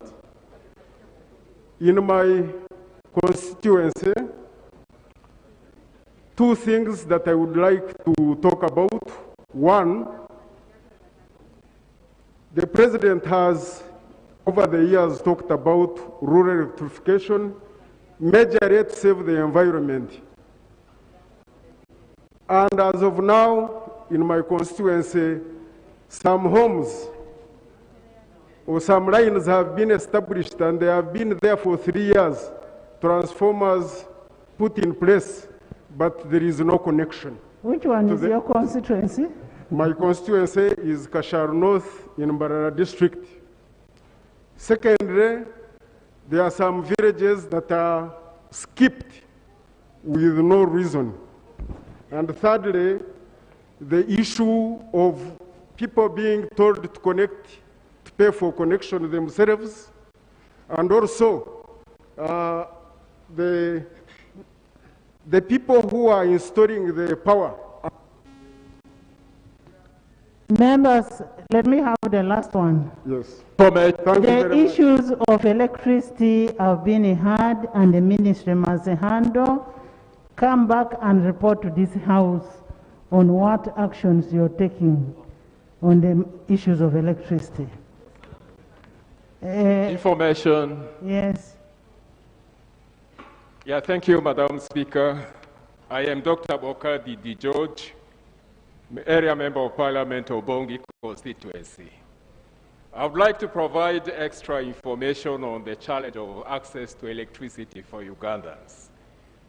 For the last 35 years, Honorable Speaker, the people of Bongi have requested the government of Uganda and the Parliament for extension of power to Obongi district. As I speak now, Madam Speaker, Obongi district is the only district in Western Nile that has no access to electricity. Two opportunities came up. One under the electricity connection to refugees hosting districts. All the refugees hosting districts have access to electricity except Obongi. The second came under the rural electrification. Madam Speaker, while others are talking about the extension of electricity to their village, to their trading centers as a whole district, Obongi has no electricity. And I pray that as we comprehensively look into the issue of rural electrification, Obongi is considered. Thank you. Dr. Okasai, take an issue for Obongi. Finally, Macho. Madam Speaker, the problem of electricity in this country, I think needs thorough and general overhaul. Because you remember Parliament appropriated money for REA, but the Minister of Energy has refused to give REA money because they think the merger is there tomorrow. And this is what I think is the major problem. It's a very big problem that I think as we talk now, our people will suffer for long. And also at the same time, umeme, I keep calling it a tick that is milking the economy of this country. Madam Speaker, umeme needs overhaul, and I pray that when the contract of these people, umeme, ends, it should not be renewed, because I believe, and I want to agree with my mentor, President Museveni, that umeme is the problem for the energy sector of this country.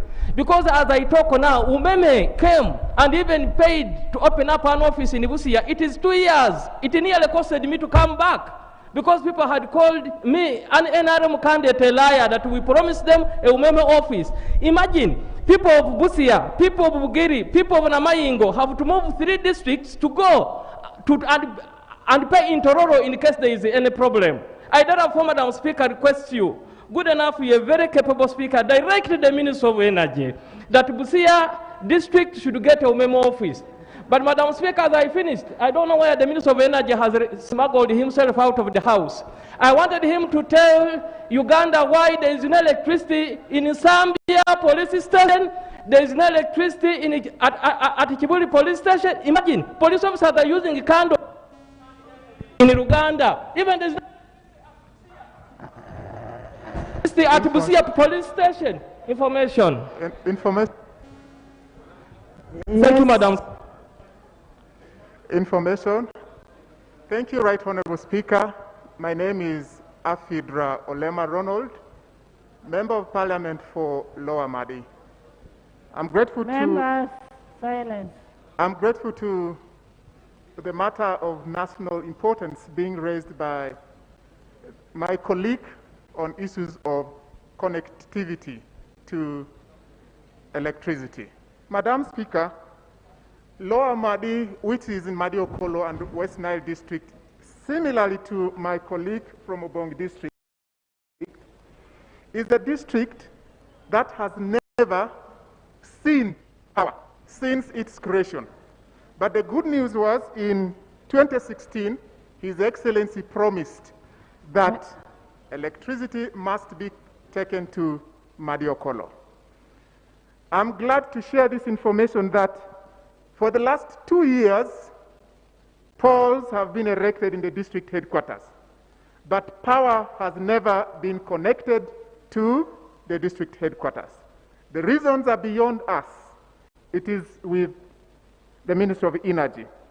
My appeal to you, Madam Speaker, is, as a new district, can Minister of Energy fasten the connectivity of the district headquarters to power? As I end, Madam Speaker, I represent Madam Speaker. I represent a constituency of 7 sub-counties. None of my sub-counties has never seen power. In this house, which is the August House. Honorable Fidra, we have gotten your information. Madam Speaker. We are going to make sure that we get communication from the Ministry of Energy in regard to electricity in the whole of Uganda. We want information on REA.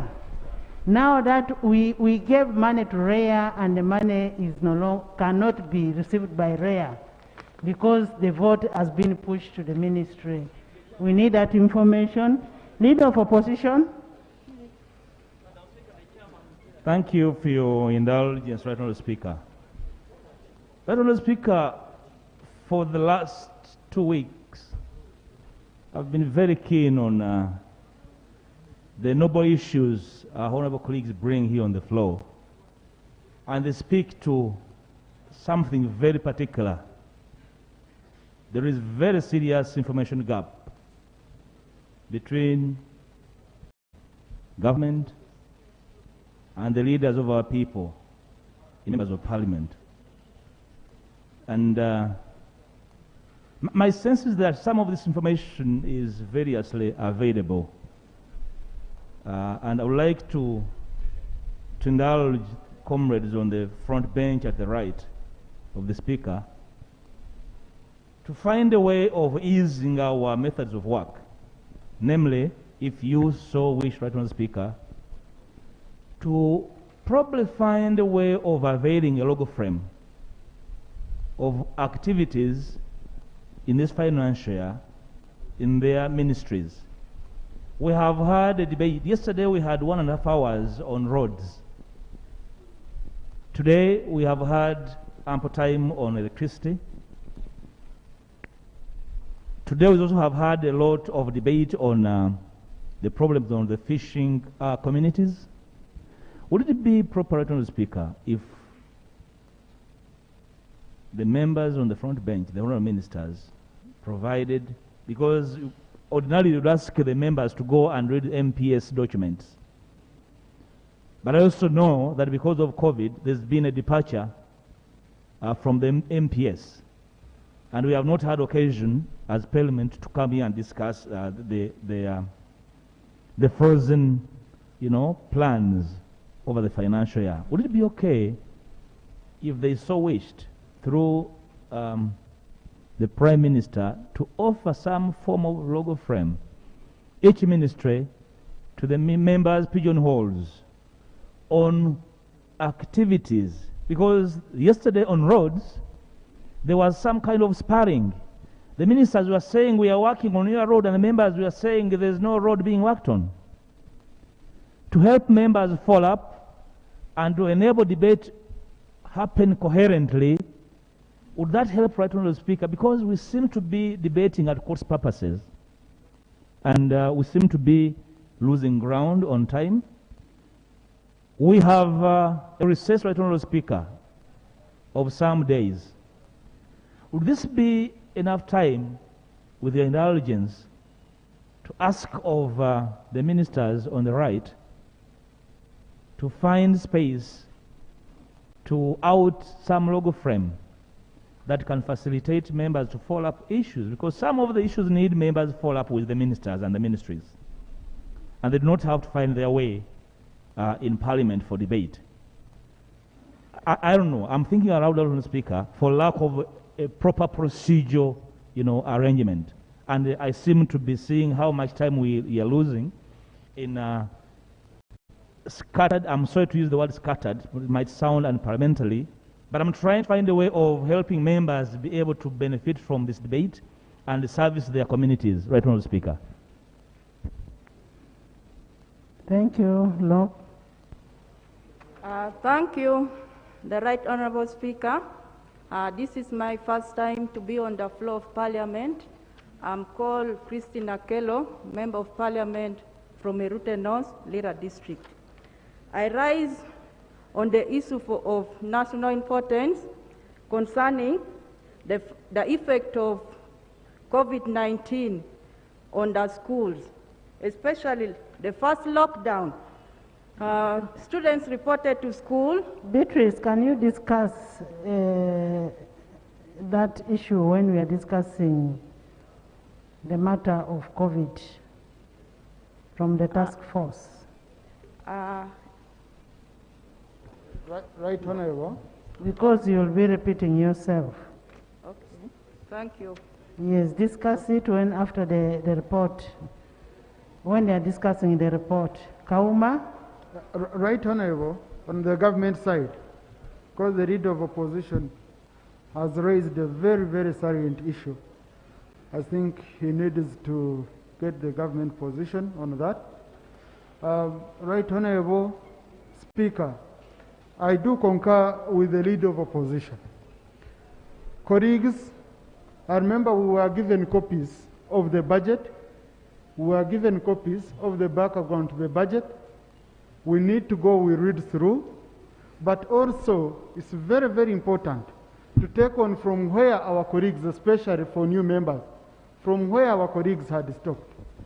I want to inform you, Right Honourable Speaker, that our offices as government are always open. I request colleagues, instead of bringing every matter on the floor to come as a matter of national importance, I kindly request you, you should come, government offices are open, you first share with the ministers.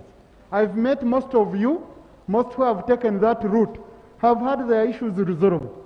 But when we say for every issue, you come, you want the constituency to see you debating, presenting their issue, in the end, it gets lost in all these matters. So, government is open, come to the ministers, come to your chief whip, I can introduce you to your minister, and from all sides, by the way, even opposition. I have opposition colleagues who have come, and we've managed to solve this issue. But we are going to ensure, Right Honourable Speaker, that we provide those papers to the MPs. I thank you. Order. Madam Speaker. Order, Honourable Speaker. Madam Speaker, procedure here. Procedure, Madam There is a Speaker. procedure matter. Right Honourable Speaker, the Honourable colleague, Christine, was making her maiden speech. And how I wish we gave her an opportunity to go. I have guided Christine. And I know why I've guided her, because the matter on COVID is coming up. So she will be among the first people to speak on COVID. And that will be the maiden speech. There is another procedure issue from Elijah. Thank you, Madam Speaker. Madam Speaker, I have listened to the government chief whip. On the response to the government chief whip. Madam Speaker, I don't know whether it's procedural right for the government chief whip to try to gag members from raising the issues about their constituencies. They need, the MPs need their voters to hear that they are raising the issues that affect their constituencies. Madam Speaker. Yes, the ministries are there, but you must raise the matter here first to cause attention. The people get to know, then you can follow up with you. They can follow up with the ministry, they can follow up with the Prime Minister, or they can be given direction, but they need information, like Right Honourable Speaker, like the issue we are talking about electricity. Madam Speaker, in the last Parliament, I think it was the 9th Parliament, we did pass a loan for electricity to be extended to every sub-county in this country. So I'm surprised today to hear that there are some districts, there are some constituencies that have not received power. What happened to that money? We passed loans here to make sure that every sub-county is connected. What happened? That's the question, that's the information members need to know. That's the information the Minister of Energy needs to bring to members of Parliament to know where did the money go. So after getting that, they can be able to follow up with the ministry responsible. But to try to gag them, I think is procedurally wrong. Government chief whip, let members raise their issues such that you get to know, take note, and respond. If you think they should come to your office, then please tell a member, yes, I've had your issue. Can you follow up with me in my office to address that matter? Finally, Madam Speaker, the matter, additional matter I want to raise, Madam Speaker, which I want the Prime Minister to respond to. Madam Speaker, we made a law here to conserve and protect the road reserves. How on earth did the government allow the world power to build up the road reserve? I'm talking about the American Embassy. From Nsambia Road to Kabalagala, the people with disabilities cannot pass. The road has been narrowed because American Embassy has built a wall, a Berlin Wall, up to the road reserve. The road has been narrowed, a lot of traffic jam. Can the Prime Minister tell us why they have allowed the American Embassy to violate the laws of this country, to build the perimeter wall up to the road reserve, thus affecting the movement of the pedestrians and people with disability? We need to know. Thank you, Honourable Speaker. Further clarification. Government.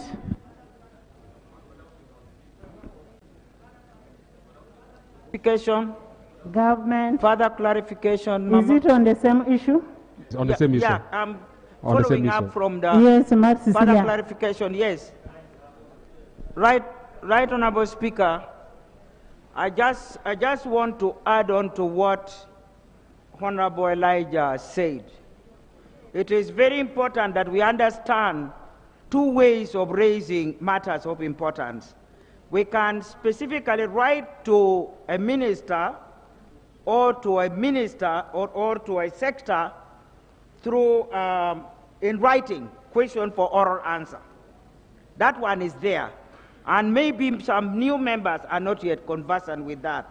So, Right Honourable Speaker, I would wish that Chief Whip could probably try to sensitize us to know what aspect of the problems we can ask through questions for oral answer.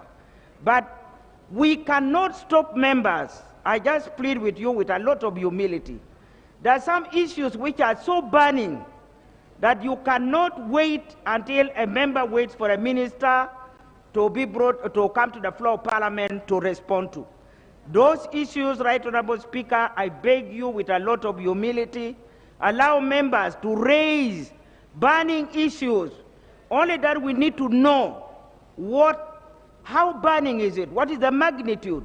It must be a matter of emergency nature, or a matter that threatens security, like brutality at is it the fish?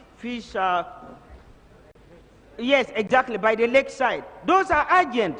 If people have died, we cannot keep quiet, Right Honorable Speaker. Procedure. So we just want to be guided, but not to be gagged. Thank you, Right Honorable Speaker. Procedure. Thank you. Procedure, Madam Speaker. Procedure. Thank you. I'm Mary. Procedure. Vemogisa? Yes, I am Megumisa. Yes, Pastor. I thank you very much, Madam Speaker, for giving me way. With due respect to Government Chief Whip, we kindly ask that we are allowed to air out our views. Like I'm a woman member of Parliament, Sembabule District. We have our political problems, which you know very well, Government Chief Whip. You have been in our meetings.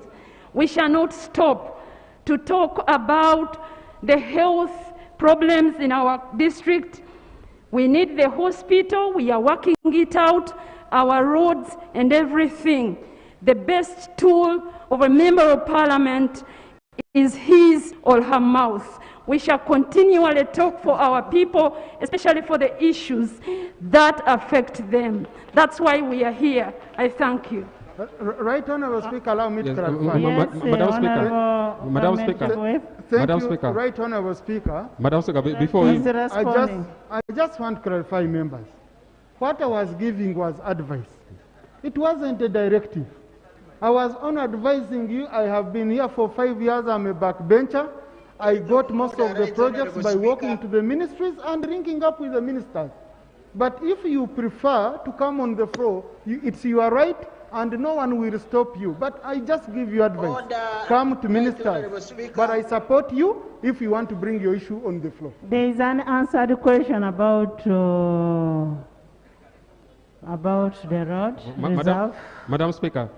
Let's get a response from...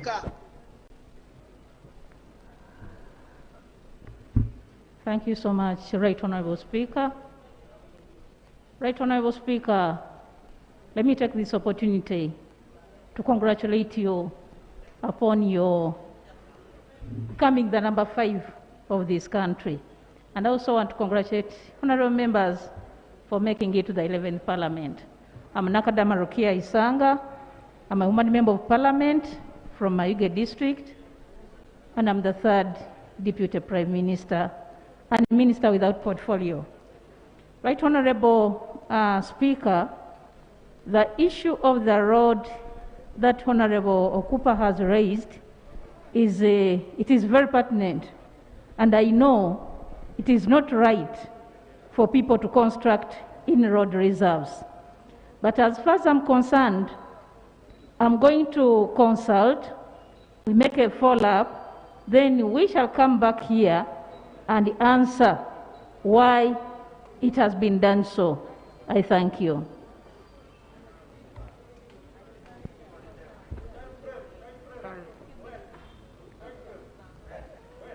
Right Honorable. Yeah, thank you, Madam Speaker. We need an action on that issue of the road. Yes. Before Honorable Samo gets up, she will tell you the people with disability are really suffering within that area. Cars cannot even bypass each other. And I mean, a law is a law. Nobody is above the law. Honorable Kauma. Kauma. Madam Speaker, I thought you were very What is itching you?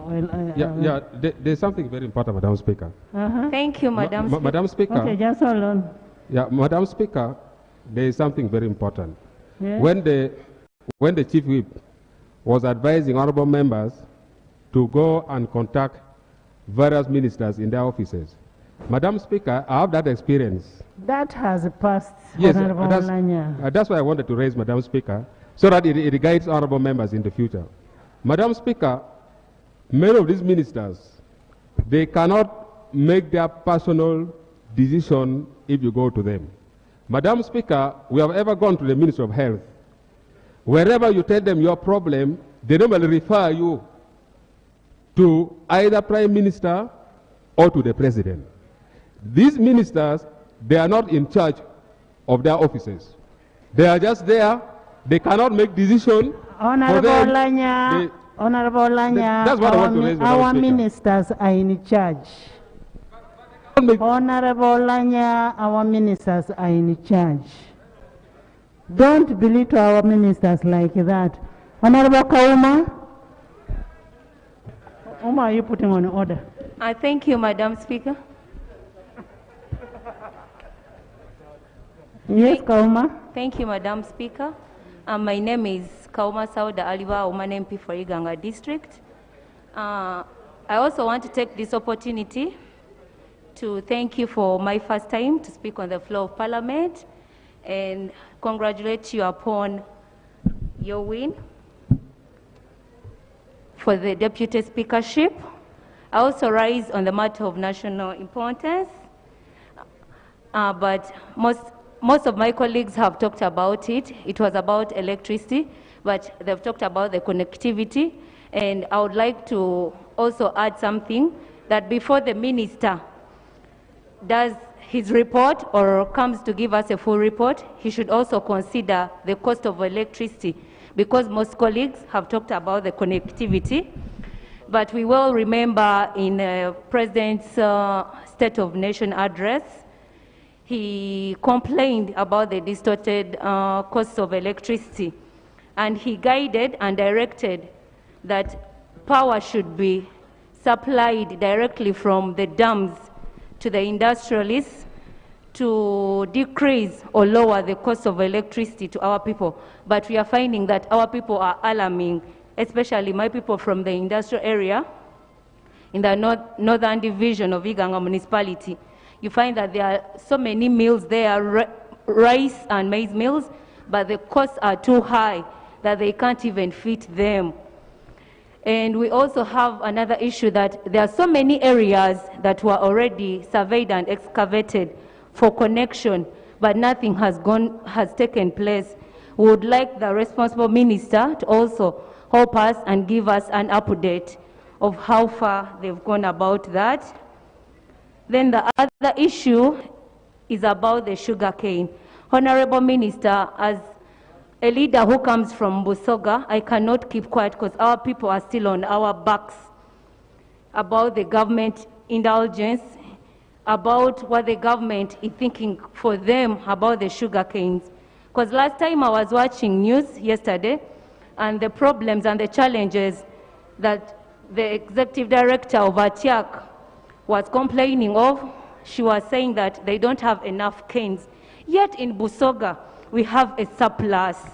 We don't know why the government cannot give us another factory where our people had already invested heavily in the sugarcane growing. Yet the National Development Plan 3 is geared on boosting and improving the homesteads of the different people. Our people of Busoga had already engaged in sugarcane. What are your prayers?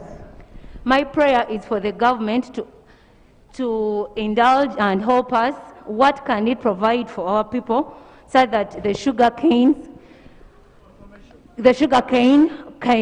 price went low, and they're having a low, they're even just burning it down because they have nowhere to take it.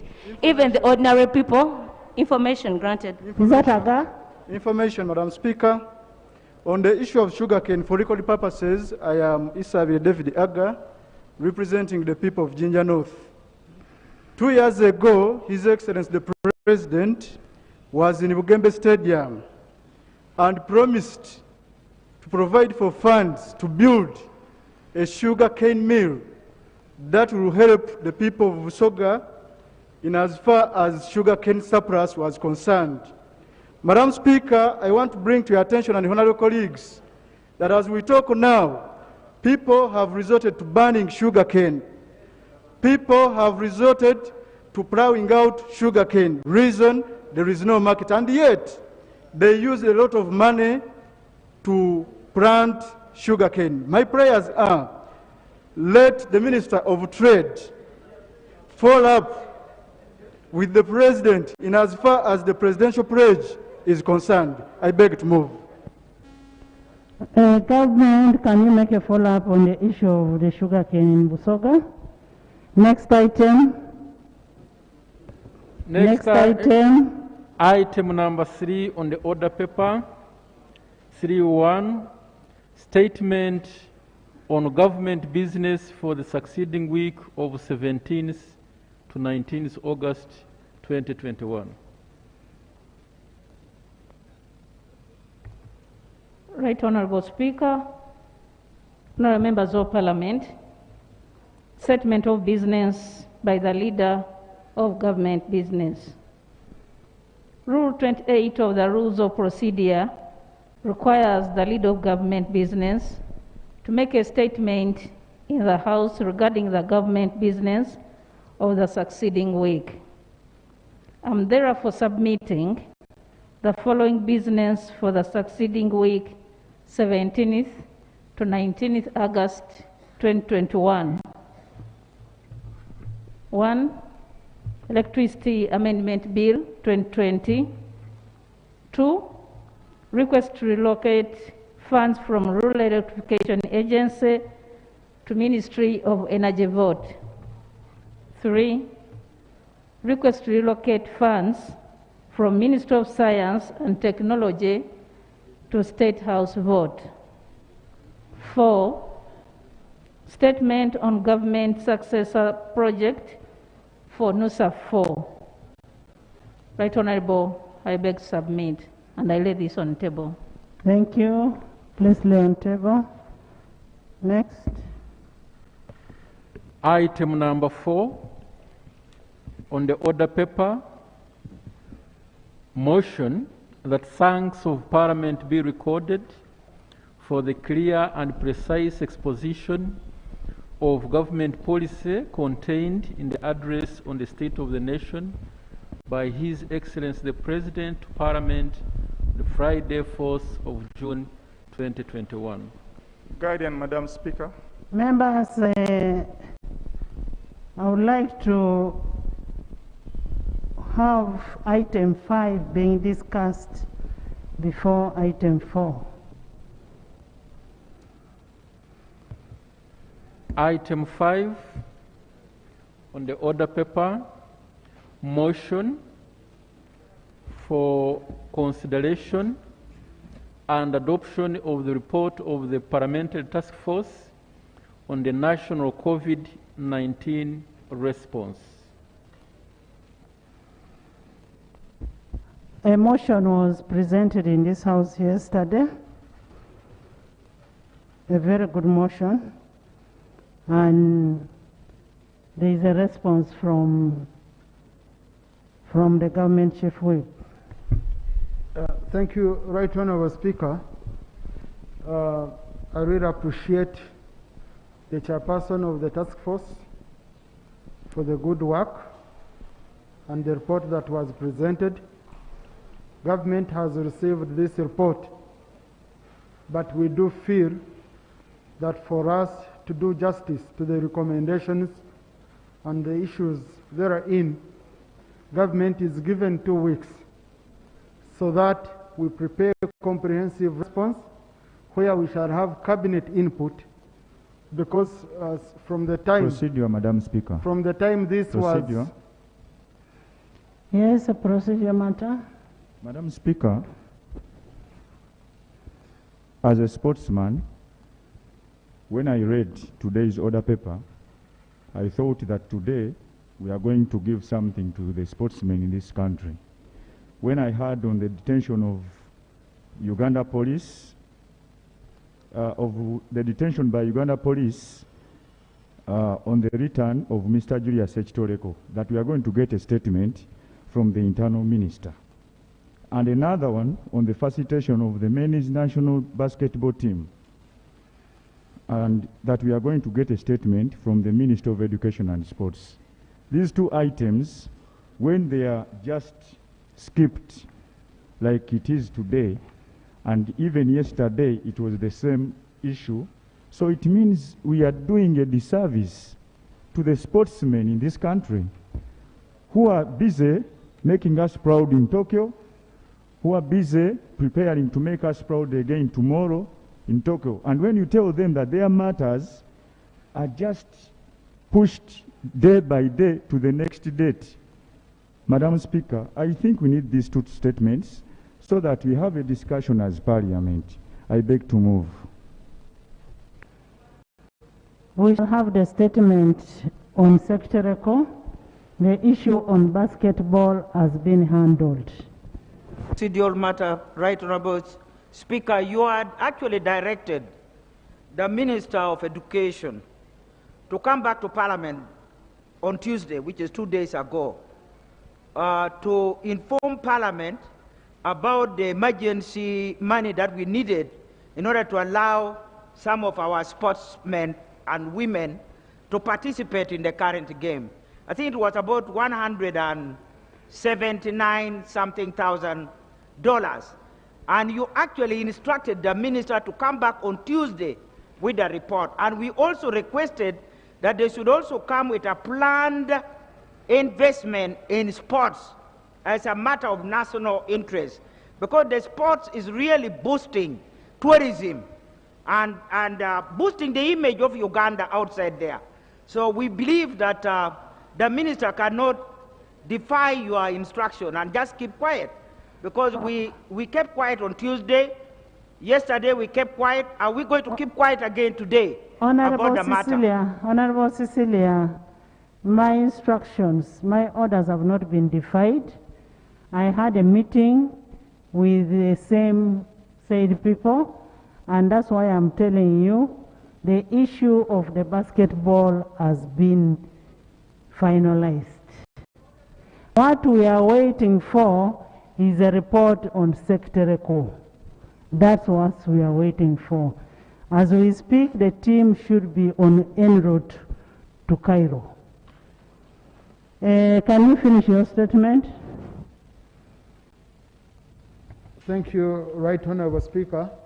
So I was saying, this being a very important report, we felt a comprehensive response needed the input of Cabinet. We therefore request for 2 weeks, we come with a comprehensive statement. Thereafter, the debate can ensue. Thank you, Right Honourable Speaker. Chairman Katuntu. I don't. Thank you for your indulgence, Madam Speaker. Madam Speaker, the request by the government chief whip, I know it's well-intentioned, but Madam Speaker, if they want time for them to enrich the report, I think it would have been better for us to give our views, because this is for a committee, to give the issues to add, but we don't conclude it. The government chief whip takes it and comes back in 2 weeks, and we have filled, because by the time he comes back and then again we raise issues which possibly they have also missed, then we again want a response again from them. So I think procedurally right, he would have gone ahead with the debate, he captures the things, when it comes to the responses, he then asks for 2 weeks in order to come with a comprehensive report. If that pleases the government chief whip, honorable colleagues, I think we would have proceeded that way. Thank you. Thank you. Honorable Katonto. Well, thank you very much, Right Honourable Speaker. First of all, I want to take this opportunity to thank all my colleagues with whom we worked on this report. As you recall, Right Honourable Speaker, you first gave us 14 days within which to finalize this assignment. Unfortunately, the 2 weeks were really not enough, so we had to seek your indulgence, and you gladly extended us and gave us another 2 weeks. Right Honourable Speaker, colleagues, this whole month has been a very, very busy month for all of us. Sleeping almost every day after 1 o'clock, trying to put this report together, a 174-page report. We did present it the other day, And if the chief whip, if I understood him, he's saying they need some time, which is like an adjournment. He's seeking an adjournment to peruse this report and come up with a serious response. I would not have any objection to it. Why? Because we all realize the importance of government coming up seriously to address all the challenges we have identified. 2 weeks after all, next week, Right Honourable Speaker, we are in recess. But to open it up now, when they have not replied, we will be talking to ourselves. I think let them reply, then members can come and debate after reading our report and hearing from the government side. At that point, I think it will be a better and meaningful debate, other than us debating without listening to them. So, because what are we going to debate without listening to what they are saying, or their opinion, especially on the facts which we have put forward? I would therefore concede.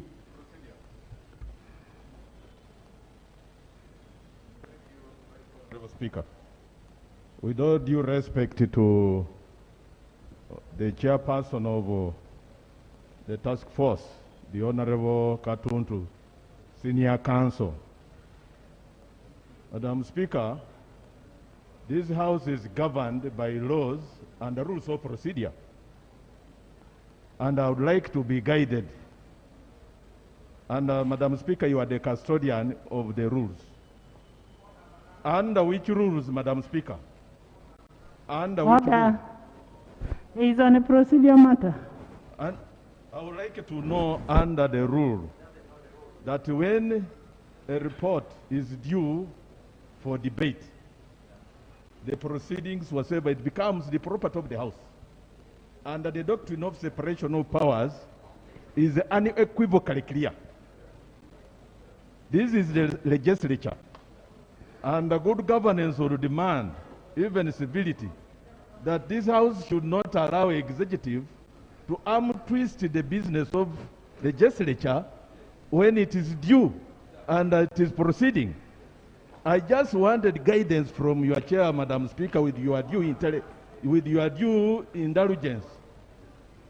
Even under the normal best practices of the Commonwealth, this has never been actually known at all. It would be a vice unknown to all of us if it is allowed. And it would set a very bad precedent for this House if we so allow executive to arm twist the proceedings of this House and even postpone like they are doing, Madam Speaker. I just beg for your indulgence, for your intervention. Leader of Opposition.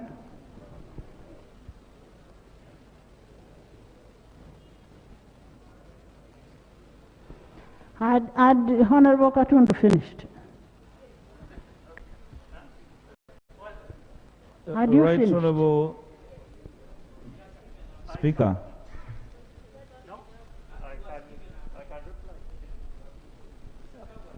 Let me see the ground for the chairperson to react to the procedural challenge on this matter.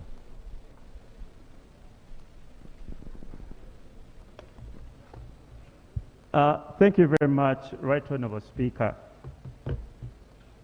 I'm sure the Honourable Nambeshe knows that I'm the chairman of the Rules Committee. And when we talk about the rules of Parliament, that is my comfort zone.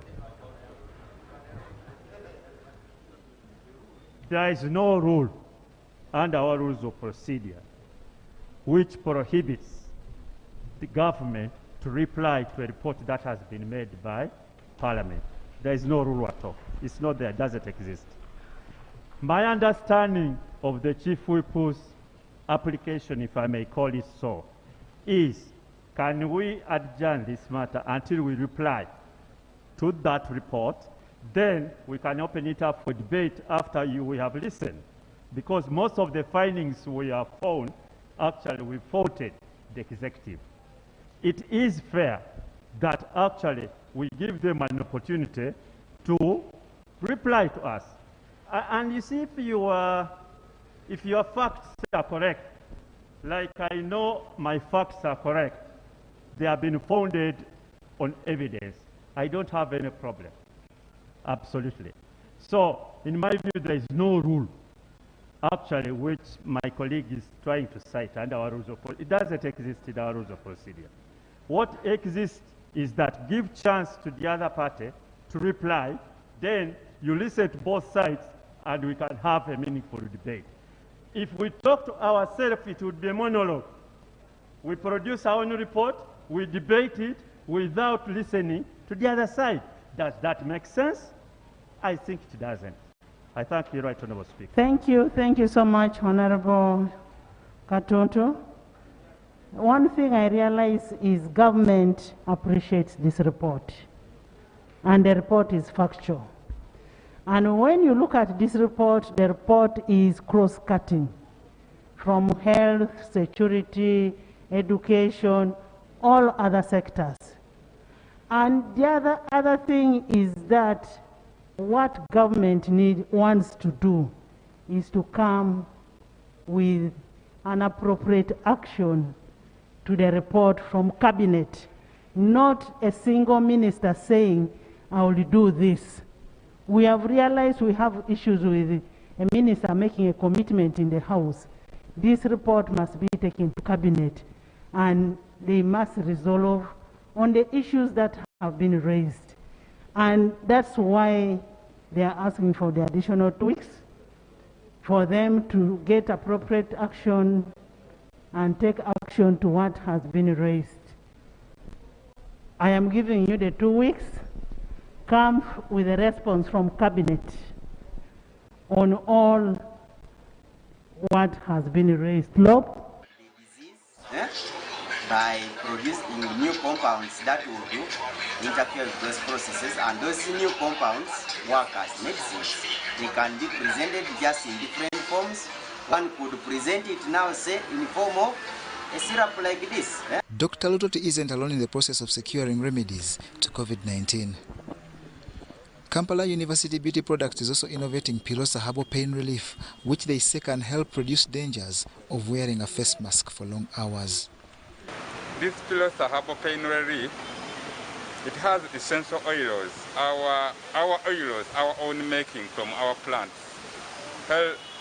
effective for steaming and the other use.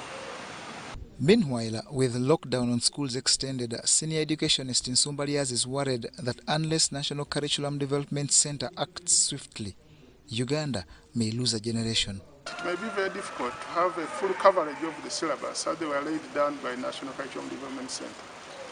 But what I think could be done now is for the Curriculum Development Center to review the whole syllabus and see the key concepts that need to be learned by the young people to be able to understand the most important topics in the laid out curriculum, so that the teachers concentrate on the themes and concepts. He advises expedite vaccination of teachers and a phased one for learners.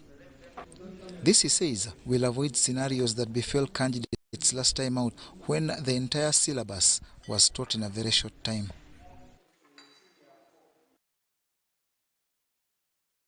Kashari North members of parliament are appealing to government to upgrade Wizwera's Health Centre 4 into a district hospital to bring services closer to the people. MPs who were delivering medical equipment to the health centre said the facility is overwhelmed with a number of cases, some of which are complicated to handle. Wizwera Health Centre 4 has received medical assortments, masks, sanitizers and gloves to protect medical staff on duty, especially during this period of COVID-19. Delivering the items, Kashari North Member of Parliament, Basil Batalingaya, together with Imbarara Woman Member of Parliament, Ayebari Margaret, were told the centre is overwhelmed with a number of patients. I take this opportunity to appreciate health workers and what they've done, and most especially especially our health workers of Mbarara district, and to be in specific and in particular those of Wizwera. They have done a great job. Because Wizwera Health Center 4 is now the one that is acting as like our referral hospital. They say upgrading the health center into a district hospital will help reduce the distance to Mbara Hospital when it comes to handling severe cases. The in-charge Wizwera Health Center 4, Dr. Richard Atuhaire, said the hospital lacks medical equipment and building of isolation units for COVID patients will help accommodate the increasing numbers of patients from surrounding districts. 1,900 women then operated over 390 women in the last financial year, that is 2020-2021.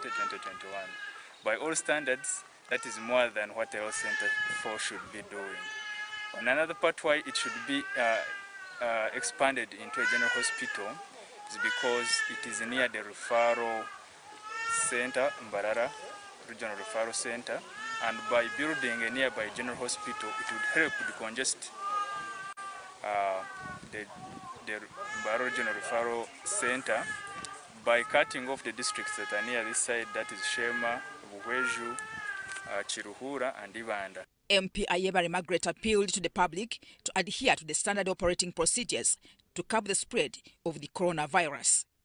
Didas Tabaro to Mwesije, the chairperson in Mbara district, requested the government to come in and support such health centers, avoid congestion of patients at Mbara Regional Referral Hospital. They face a lot of challenges in regard to procurement and disposal of public property and assets.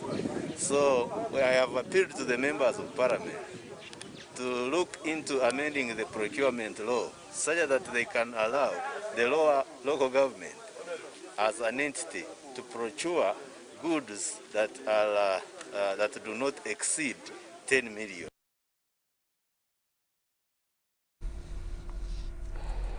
Meanwhile, the problem of overcrowding, especially in maternity wards in Luwero district, is caused by admitting more patients than the wards can accommodate, which from a health perspective is not ideal. However, the Ministry of Health, through its Extension Health Services in Luwero district, is centering its efforts on scaling down the demand and increasing... 2 minutes, members. I thank you, Honorable Speaker, Right Honorable Speaker. It is my first time to speak on the floor of Parliament.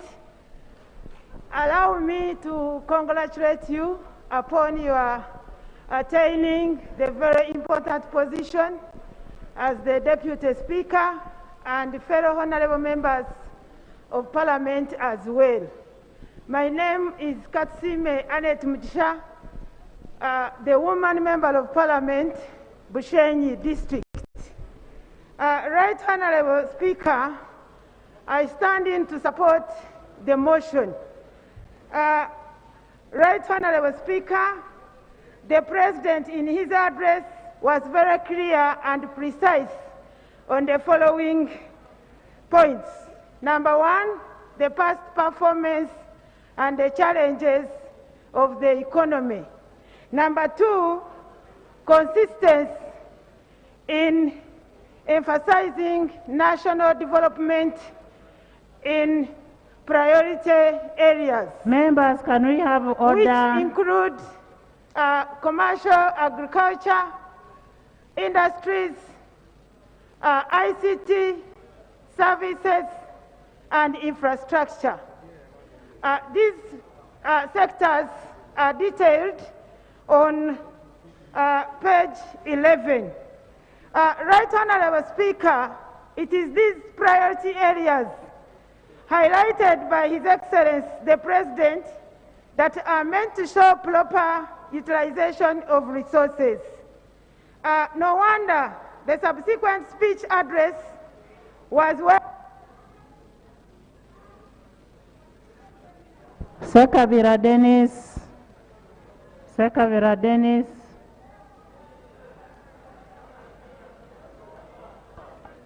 Sekavira Dennis. Thank you so much, Right Honorable Speaker. I am Sekavira Dennis, Member of Parliament, Katikam North Constituency. Thank you for that minutes. I want to use only 1 minute of my time and spare the other minute for another topic. Right, Honorable, because I did not complete the State of the Nation address. I moved out at the point when the President said he recognized that there was corruption in government and that in way of fighting corruption, he was going to recruit people from the rich families only to be employed by government. Right, Honorable Speaker, it is on record that last year, when the President was fighting corruption, he moved 7 kilometers. Thereafter, he made a reshuffle in his cabinet, and he dropped Hajabu Naduli and Janat Mukwaya. Then, in this quest to fight corruption, he said he's only going to consider people from rich families. So I moved out. I do therefore want to make a submission that it is not worth recognition. Thank you so much. I beg to move. Medias Naktunda. Musa Noah.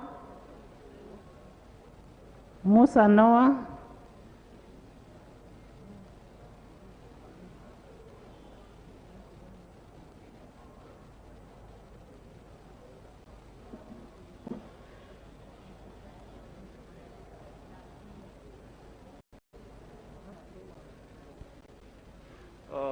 Thank you very much, Right Honorable Speaker. My name is Musa Noah. I represent people of Koboko North in Koboko District. This is my first time to speak, and I want to thank you for the opportunity.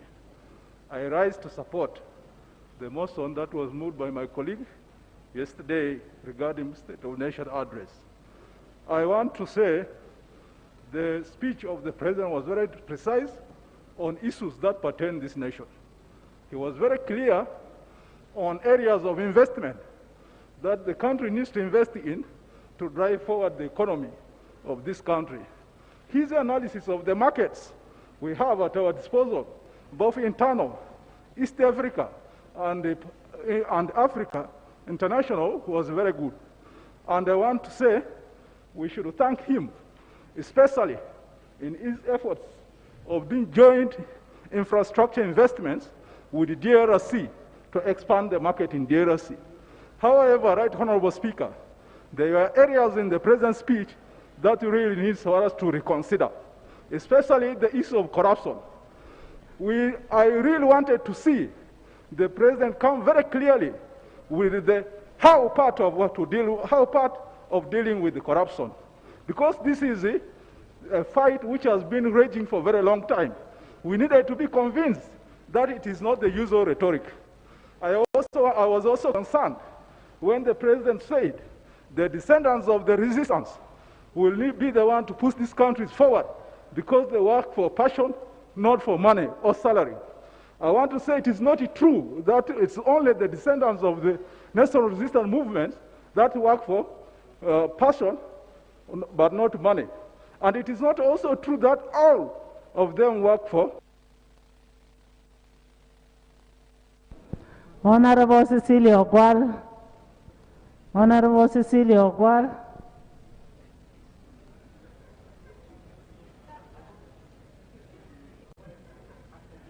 You talk.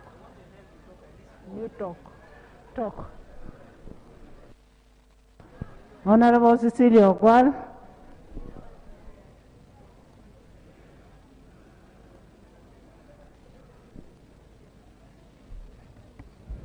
Right Honorable Speaker, you called me to the microphone before I tried to catch your eye, and I want to thank you for that. Right Honorable Speaker, I have only 2-3 things to raise. I would like to give more time for other people to speak. Right Honorable Speaker, first of all, I want to inform members.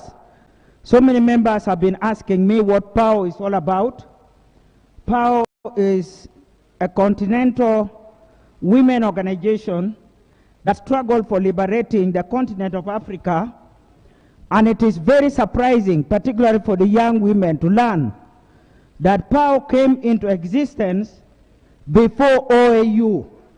So Paul led the way into coordination and collaboration of liberating Africa from the circle of colonialism. So I think it's very, very important that I get you to know about this, because many people have been asking what kind of celebration went on Friday and Saturday. Right Honorable Speaker, I have read the President's contribution statement which he made on the 4th, and I've also read the statement he made on the 10th. Right Honorable Speaker, I can only say that the President is the fountain of order, of honor, so we cannot condemn him if anything went wrong. But we can only condemn the people who are supposed to help him do a good job. So, Right Honorable Speaker, I would like to say that those who normally work on the President's speeches, so try to look at the speeches.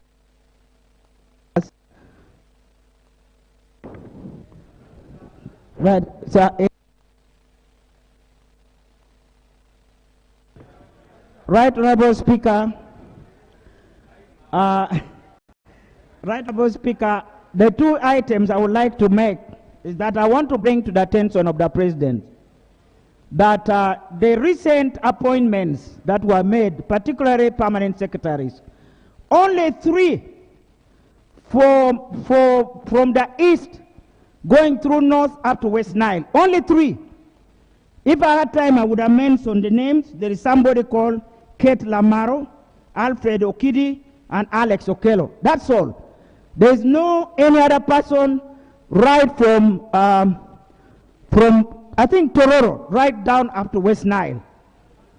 So I would want to find out what happened, but I think I can only blame those who advised the President, because this time he was looking for fishermen, and Langi are very good fishermen, actually are very good fishermen. I saw a Teso.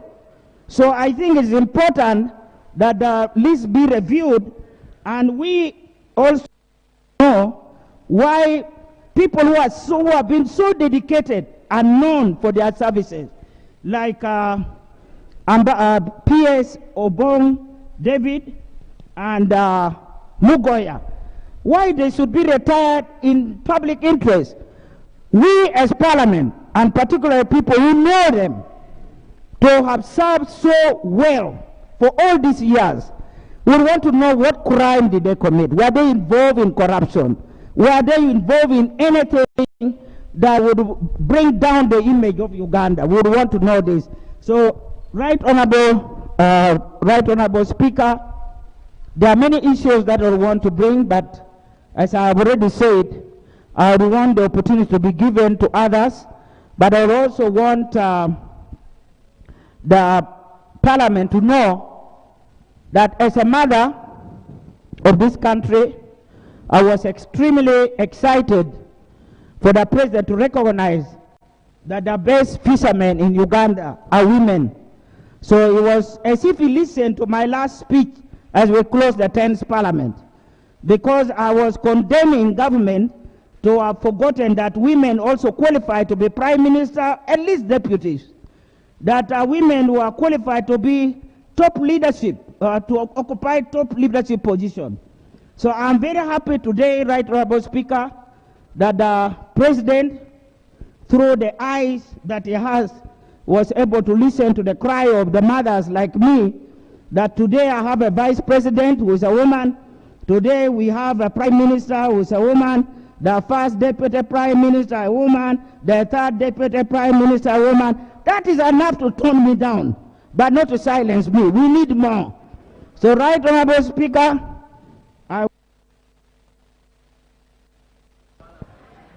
Honorable Museveni William.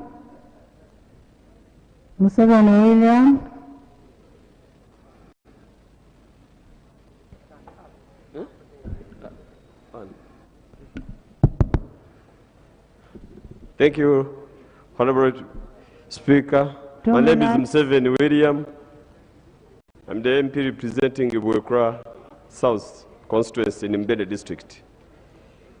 I want to thank the President, especially when touched on the agriculture, especially the performance of maize and the dairy products.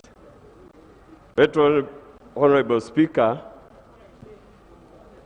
the President took agriculture as a center stage to see Uganda in mid-income status by practicing commercialized agriculture. But we, Ugandans, especially here in the central region, we have got challenges, especially in, under that sector. We have foot and mouth. We have land wrangles and evictions. We have counterfeits, especially in pesticides and acaricides. With those problems, Right Honorable Speaker, I don't think agriculture can do much. I call the line ministries to shoot down these problems. I don't think these problems can persist for all that long. For years, we have foot and mouth here. What is the Ministry of Agriculture doing? We have counterfeits. Is it a business here in Uganda? Is the ministry concerned? Is the Ministry of Lands really doing what they are supposed to do to shoot down land wrangles? People are on tenterhooks. How can people develop when they are being evicted? Thank you, I submit. Simon Peter.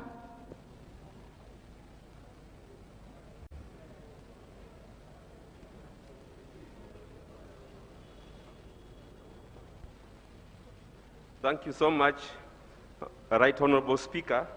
Right Honorable Speaker, I would like to join my other colleagues, particularly those who have applauded the President for the wise speech that he gave during the State of the Nation address. And particularly, I would like to acknowledge the fact that the UPDF that he spoke of has been able to usher in peace and security for this country for the last 35 years. And of course, regardless of the few incidences here and there, but we have not had a conventional war on Uganda. But what we have seen is Uganda exporting peace to other countries. For example, as we speak, we have our forces bringing peace to Somalia. We have our forces ensuring that there's safety and peace in Equatorial Guinea. So what I need to request His Excellency is to put in place very strategic measures, especially regarding the protection of our strategic resources. For example, oil, because we have always seen countries where there are such resources are countries that are prone to war, are countries that are prone to economic hitmen that would want to come and scoop our resources. So I would like to implore upon His Excellency to put in place, consider putting in place a nuclear strategic defense force. Well, I'm very happy that he spoke about our space exploration, putting in place a satellite station, a space station. I would like to see where we have put a nuclear strategic defense shield within to protect. Honorable Nsanja Patrick.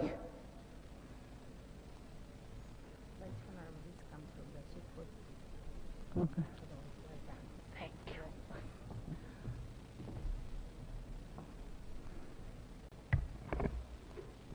Thank you so much, Madam Speaker.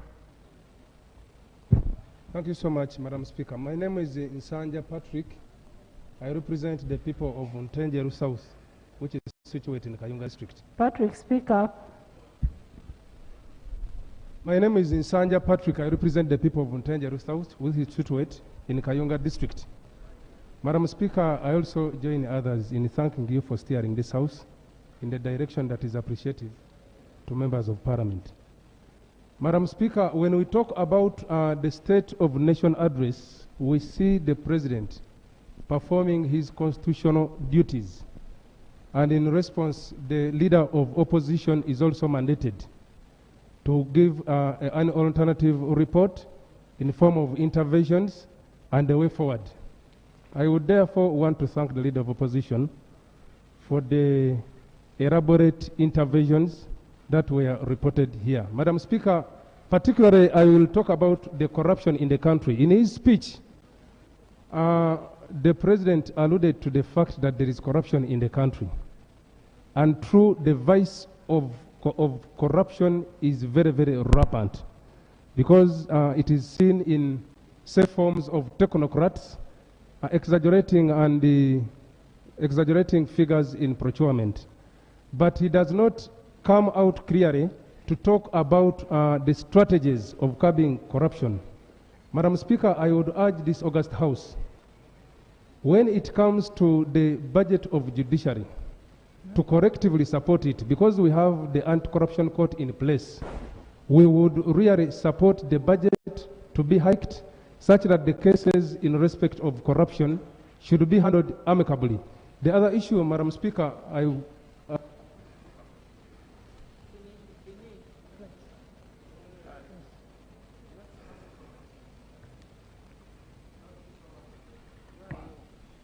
Thank you so much, Madam Speaker. In his speech, the President said that the Ugandan population would go up to 8 million people in the next 4 years. That would mean 2 million people per every 2 years.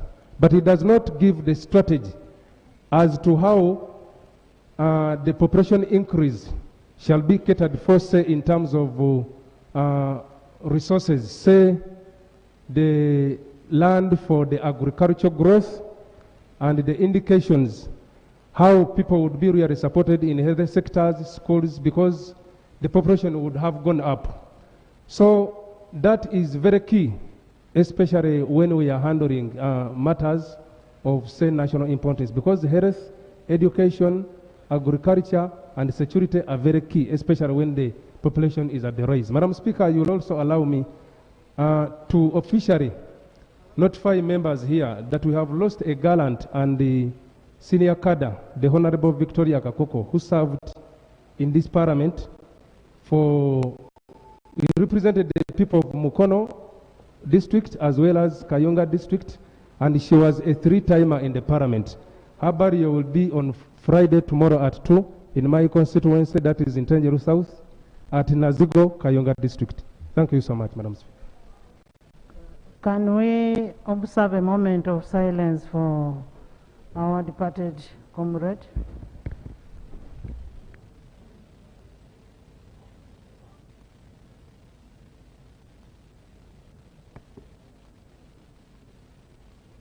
May the soul of the deceased rest in eternal peace.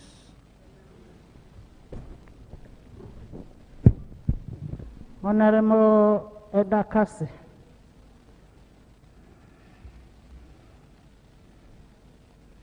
Edakas. Right Honorable Speaker, thank you so much for finally giving me a chance. My name is Alfred Edakasi Lalulale, MP Kabremaido.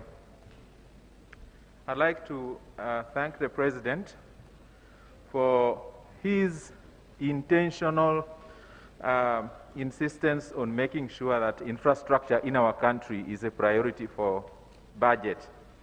And I could hear that in his speech. And I thank him in particular for the railway line, the line that we, the people of Teso, have waited for since 1987. When, because of the outbreak of the war, we've never been able to recover. This railway will solve many problems, including eliminating the middleman that has stood between the local people and the market. So I thank him for that. I was also happy that he focused on the roads there, and I thank him for that. The people of Kabremaido have hope in the water transport. For many years, since 1940, the people of Kabremaido have not had an opportunity to cross Lake Kyoga the way they used to do. And to see that that has come in the plan that government is pushing for the next 5 years through the BKK ferry brings hope to our people, and I thank him for that. I thank him for providing a special fund through UDB for investment. My advice to the minister is that UDB needs to decentralize.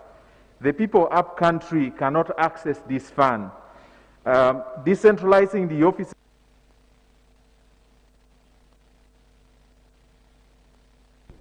Lumu Richard.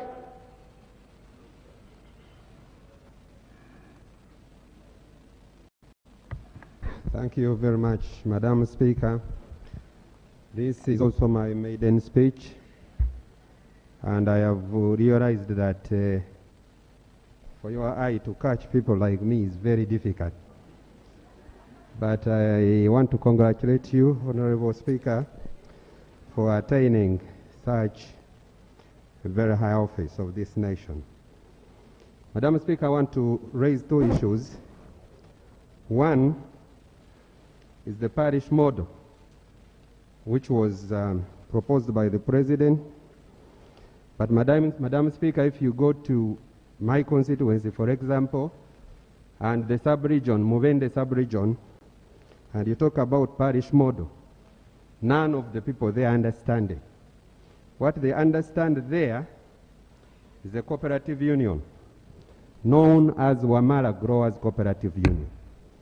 Madam Speaker, I would suggest that the money which is put in something which is not understood, if it is channeled to rehabilitate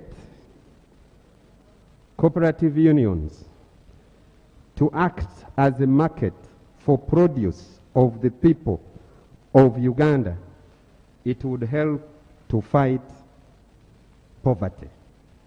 Madam Speaker, so many programs of government have been established, taken to constituencies and villages, but they have all turned out to be failures because they are not well understood. I don't know whether the parish model, a research was made and people made to understand the parish model. So I propose, Madam Speaker, that the President... Lieutenant General James Mujira.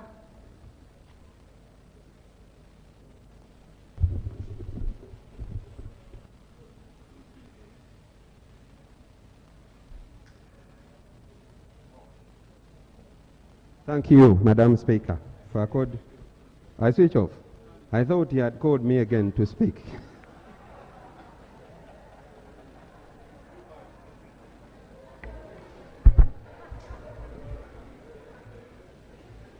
The Right Honorable Speaker, members of this august House, I'm Lieutenant General James Mujira, and I'm the representative of the Uganda People's Defense Forces.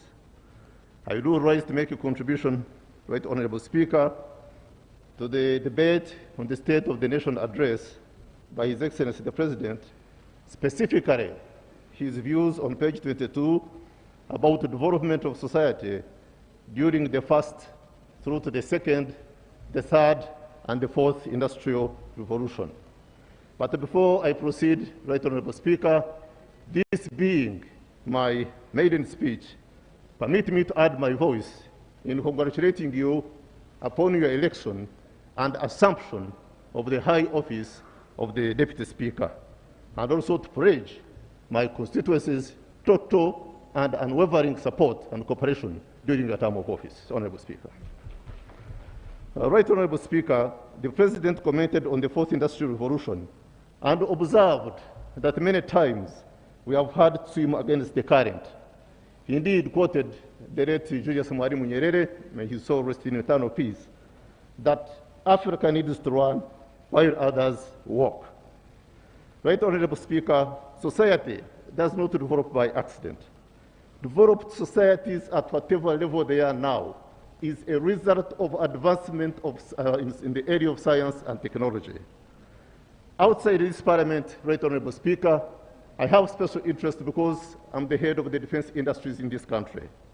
And as you know, defense industries worldwide are strategic facilities, and they have always been in the lead. They are always in the lead, and other commercial industries follow. Indeed,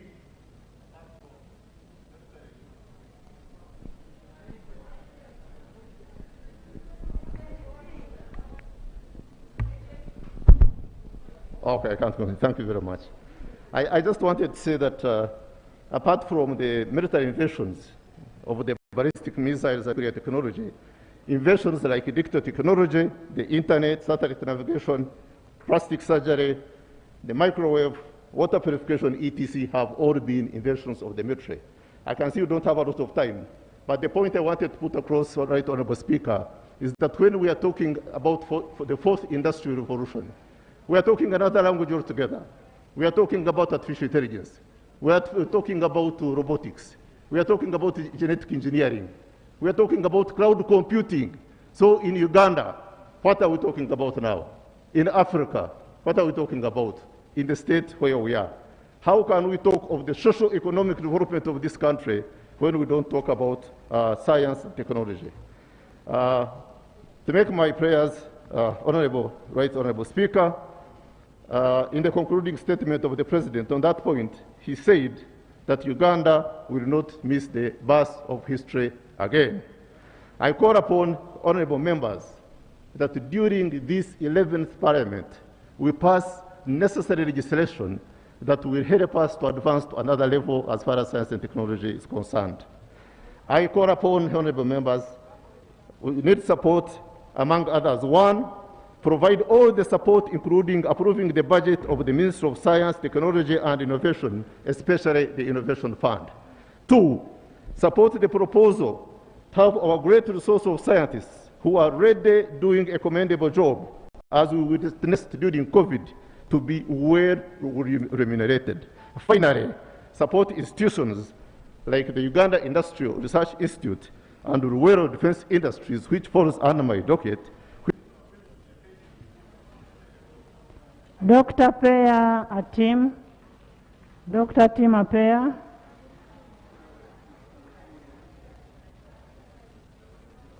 Thank you, Lieutenant.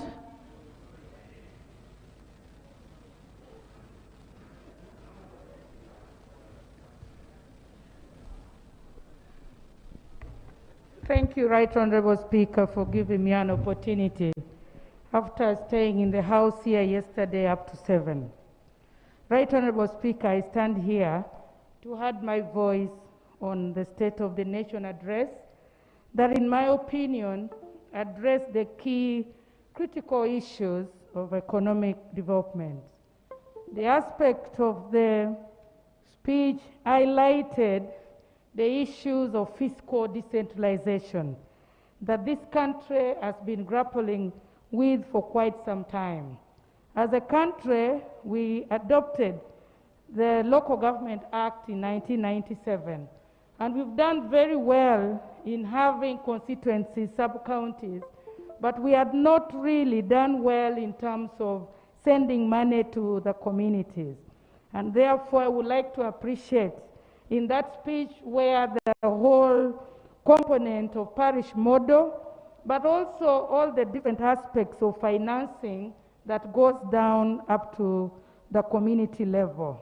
Right Honorable Speaker, there were 4 aspects that His Excellency highlighted. Those are the critical key drivers of rural development worldwide.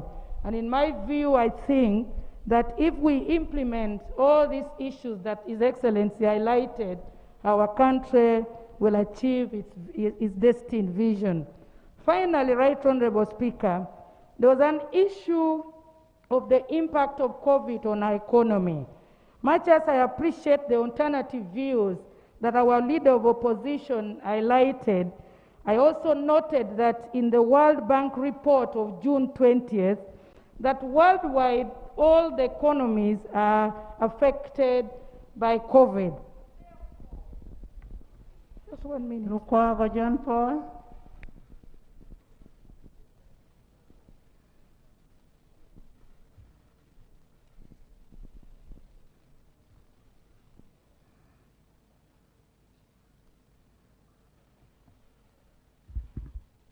Thank you, Right Honorable Speaker.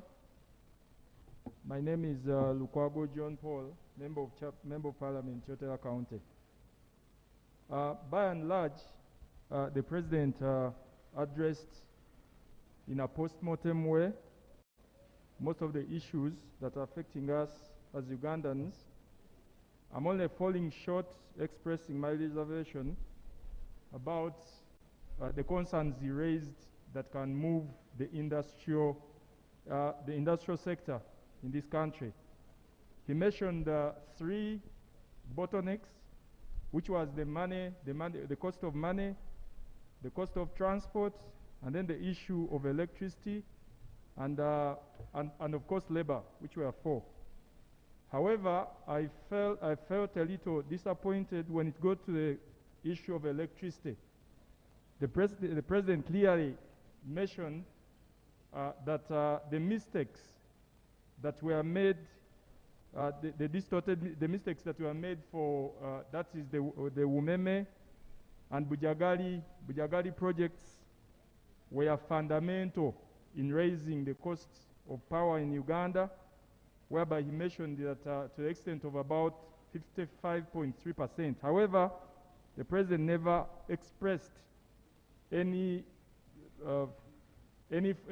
sort of solution, because he said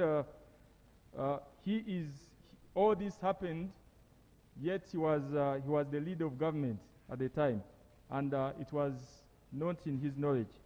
That, as a Ugandan, does not give me hope that really we can move at the pace and speed we require to achieve the industrialization we're talking about. Professor Mushemesa.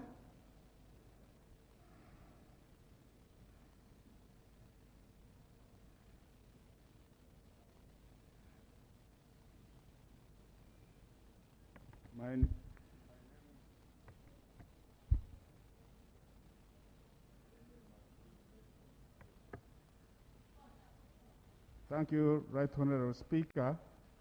I support the motion. The State of the Nation address was well delivered and rich in content. And similarly, the response of the Leader of Opposition was good.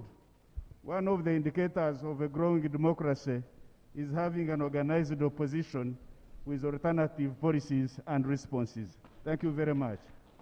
On the economic side, the President came up with interventions that are going to stimulate demand, and I give him a plus.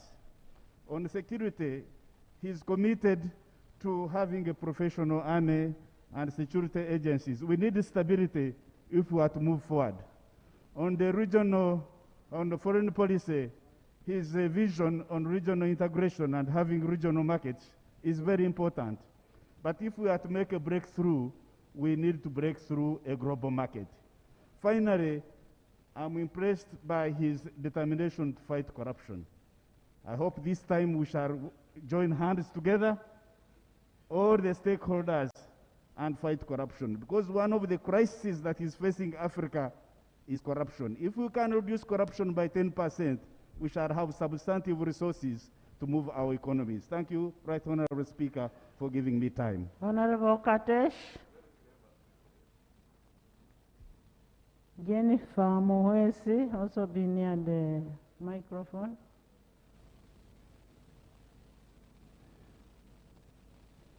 Thank you very much, Right Honorable Madam Speaker.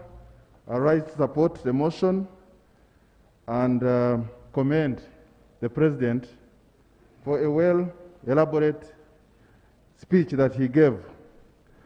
I would like also to appreciate the efforts of government that has seen an increase in the number of industries in Uganda that now stand over 500 and are employing a lot of people.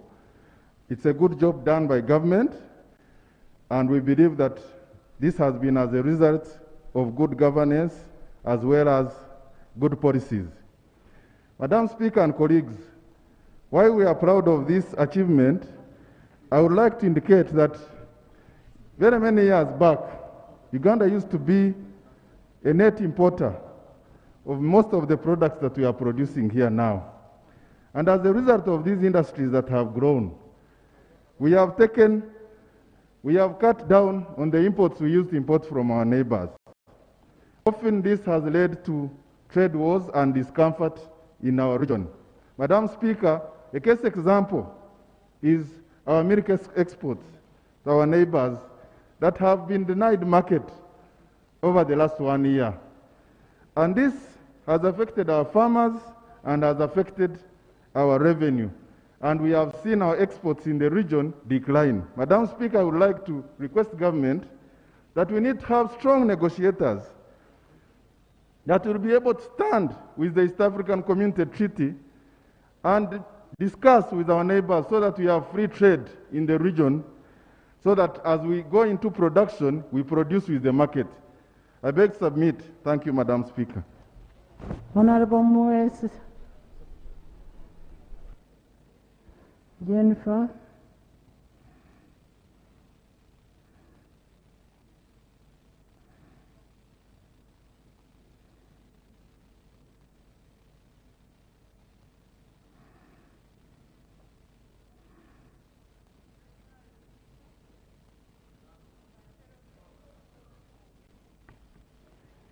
Right Honorable Speaker and my fellow colleagues, I'm Jennifer Muhesi, Member of Parliament, Kazo, woman MP.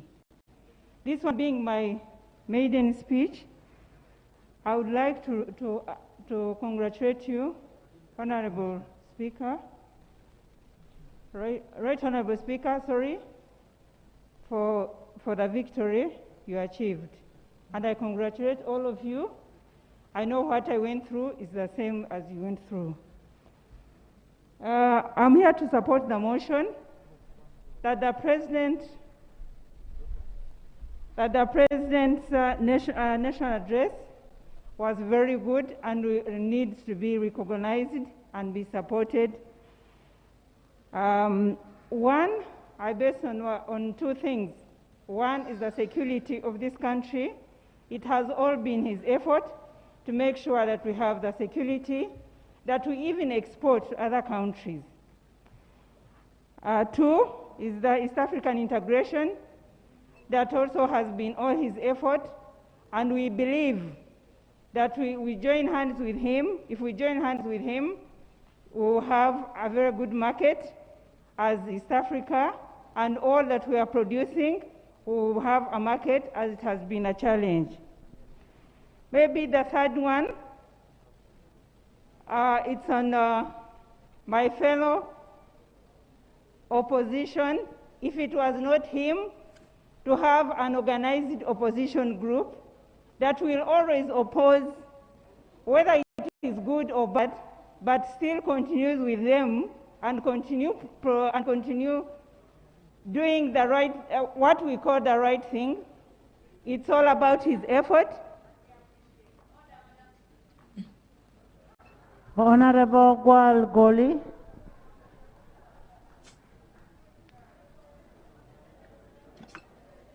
Gwal Goli. Honorable Masila, you want to talk?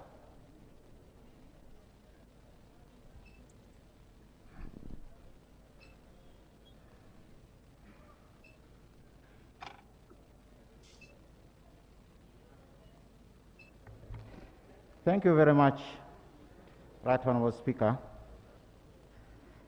This is my maiden speech, so allow me to thank the people of Doholo North for voting me and to enable me be able to also congratulate you and also other members for successfully attaining the positions we have.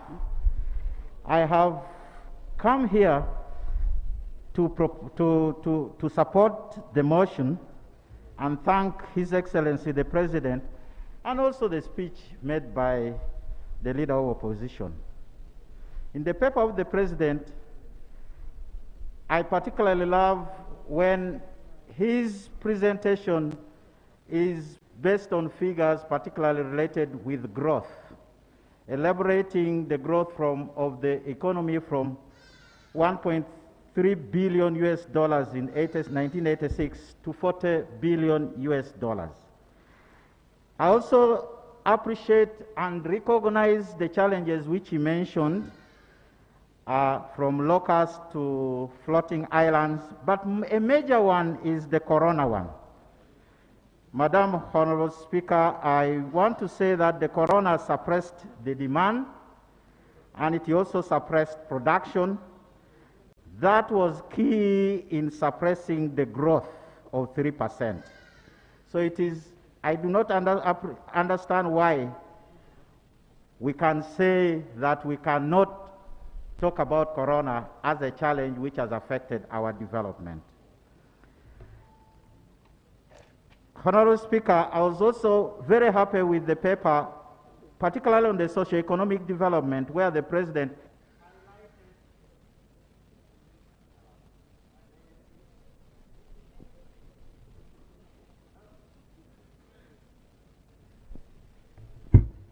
Thank you very much. I was particularly happy with the socio-economic development issues, particularly the development at homesteads which the President is targeting. Madam, allow me elaborate one product, which is coffee. Coffee, which he said has grown to 7 million bags, has a special advantage which we should be watching. The coffee frost in Brazil gives us opportunity for increase in the price of coffee. So let's work and follow up that area. The other areas which are key, particularly in agriculture, let us follow areas where we see agriculture supports agriculture, particularly agriculture being a market. For example, maize and soya beans, cassava in the lower area, and maize stalks, sugarcane, which we are talking about, could be worked out to support the development of the livestock into the chain, to bring that household income issue. We also have an advantage of the oil sector, which has come in. We have signed in the feed. We are expected to have over 15,000 sophisticated consumers. Under Bubu, we will have about 65, for example, eggs. 65,000 cartons will be consumed per day. Are we prepared for that? And it goes on up to meat. Meat. Let's work hard to ensure that that works for us. We also have under the Bubu the construction-related issues. Our investments run, our budget runs with expenditures running under procurement, where you have construction 25%, but if Aisha Kavanda.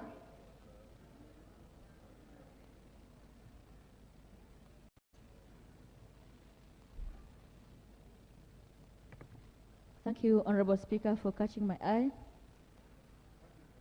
I thank you, Honorable Speaker, and I'm happy catching your eye. My name is Aisha Kavanda Narule. I come from Butambala district. I join colleagues to thank the President for fulfilling his constitutional obligation of speaking to the country every financial year. I thank my leader of opposition for a very wonderful alternative statement. After listening to the President, knowing that State of Nation address is a political balance sheet, I took it upon myself to look at other addresses of the preceding years.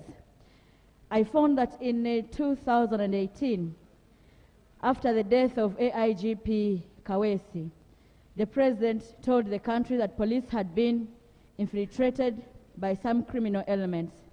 And thereafter, 2019, 2020, and 2021, the President has not updated the country onto how far he has gone into clearing police of the infiltration. So at this time, as of now, we don't know when we meet police whether we are talking to Kaukumi or we have the right people, because we have not received an update to that effect. And that time, the President told us that they had arrested 90 people awaiting trial. This time, the President decried of frustration from judiciary that they arrest many people and the judiciary just releases them. I don't know whether that has informed the recent practice where we see extrajudicial killings of suspects. Madam Speaker, that kind of prompted me to think of profiling the people the president talked about, the 90 people that had been arrested, how many of them that were released by judicially, as the president said, how many are they all? I'll beg for a minute to conclude. Margaret. Thank you, Speaker. I'll beg for a minute to conclude. I beg to give oral notice that in future I'll bring a motion to profile the 90 persons that were arrested at that time to see whether they are alive or have been killed or have been released, or they are at large actually terrorizing our people. I beg to submit. Thank you, Speaker, for your time. Margaret.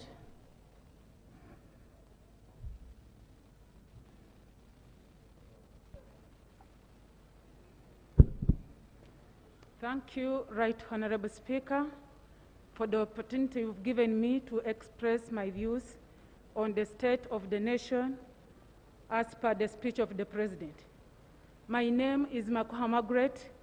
I'm the woman member of Parliament for Namaingo District. Madam Speaker, I took the initiative and time to go through the speech of the national address, and I surely observed that our President had a clear vision for this country. More so where he observed and said that our cardinal role and historical task was to cause the socio-economic transformation of our societies. I also agree with him that it is time that we should change our societies, but still he observed that even though the country is running well, we still have a big problem with the corruption. And that perturbed me. It left me wonder, because he observed that this corruption has gone all the way from the Ministry of Finance, penetrated the ministries. It is even here at Parliament up to IGG's office. And when you observe on ground, you find that even the civil servants, the local governments, corruption has penetrated this country. And now if we want to achieve the socio-economic transformation of this country, how can we do it when we still have corruption everywhere in this country? I assume and I know that the President is the appointing authority of all these officials who are making us lament year in, year out. Robin Rokojo.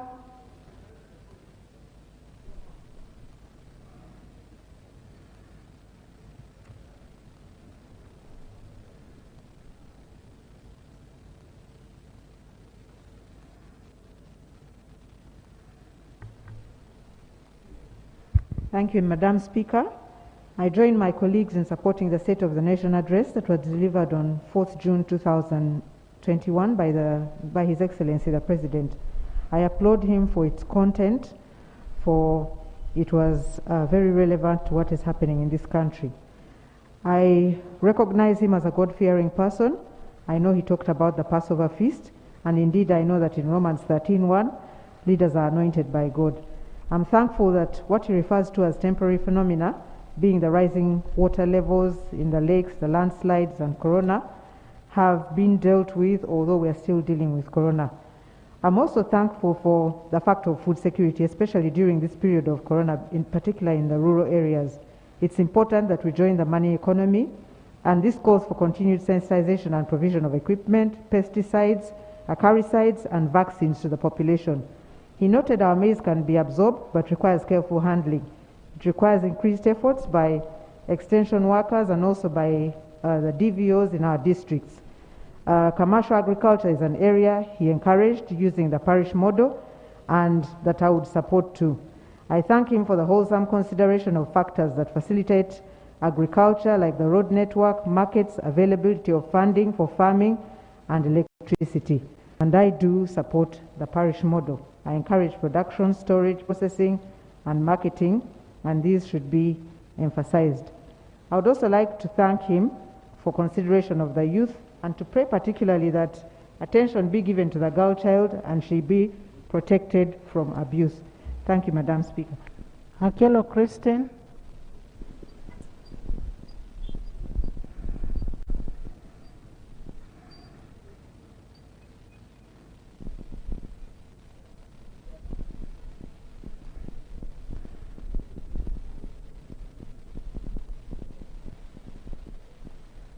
Thank you very much, the Right Honourable Speaker. I'm Makelo Christine, a Member of Parliament from Erute North. I rise to second the President's speech concerning the State of Nations address on the issue of security.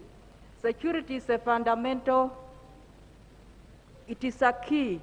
That is, with security, it is our role, each one, it is your role to make sure that you keep security.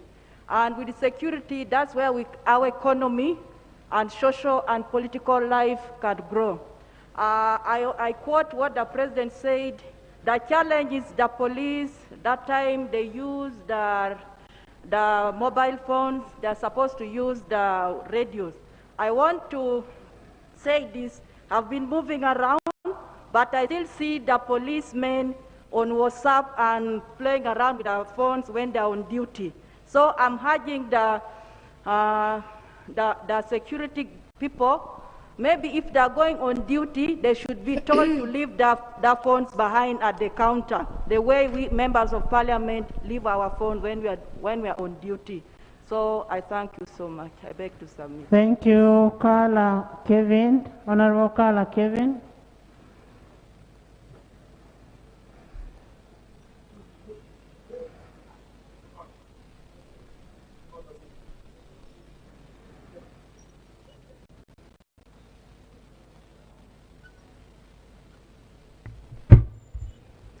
Thank you, Right Honourable Speaker, for giving me this chance to stand here to say my maiden speech.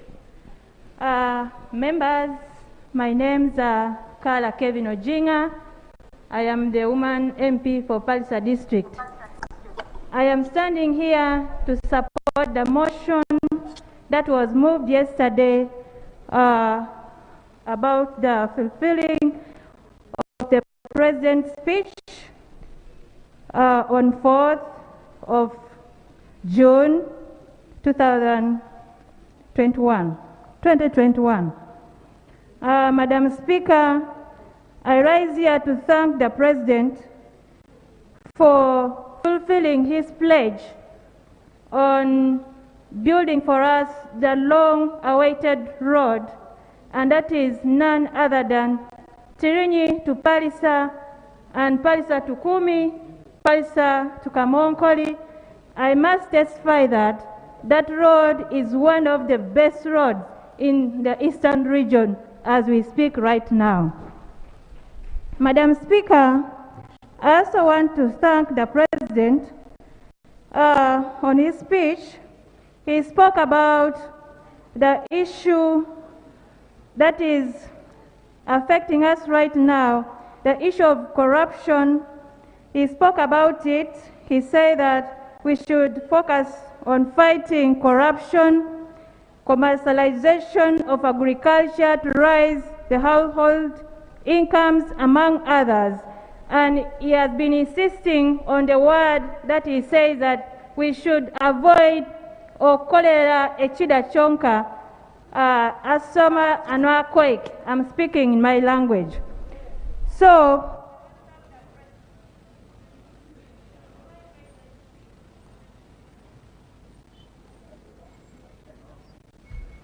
Honorable Wako Joy Peggy, Elder.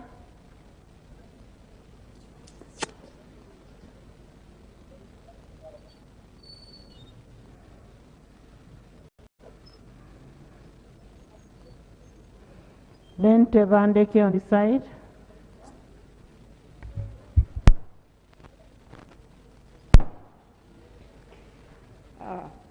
Thank you, Right Honourable Speaker, for allowing me to address this august House.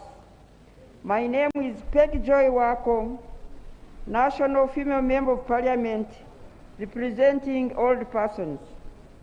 Right Honourable Speaker, today I'm making my maiden speech. I wish to take this opportunity to congratulate you, Right Honourable Speaker, upon your election to that high office of Deputy Speaker of the Parliament of Uganda. Please allow me, Honourable Speaker, to thank and congratulate the Fountain of Honor, His Excellency, the President of Uganda, for the State of the Nation address, where he addressed the country on a number of very important issues affecting our motherland. Most importantly, I would like to thank the President for handling the COVID pandemic so well compared to other countries in the world. Right Honorable Speaker, when the first bunch of vaccines arrived, the President directed that old persons should be given a priority, a decision I thank him for. Madam Speaker, with all these efforts made by His Excellency the President, I would also like to request that if these vaccines can be made further accessible by the old persons deep in the villages through a door-to-door vaccination campaign, Madam Speaker,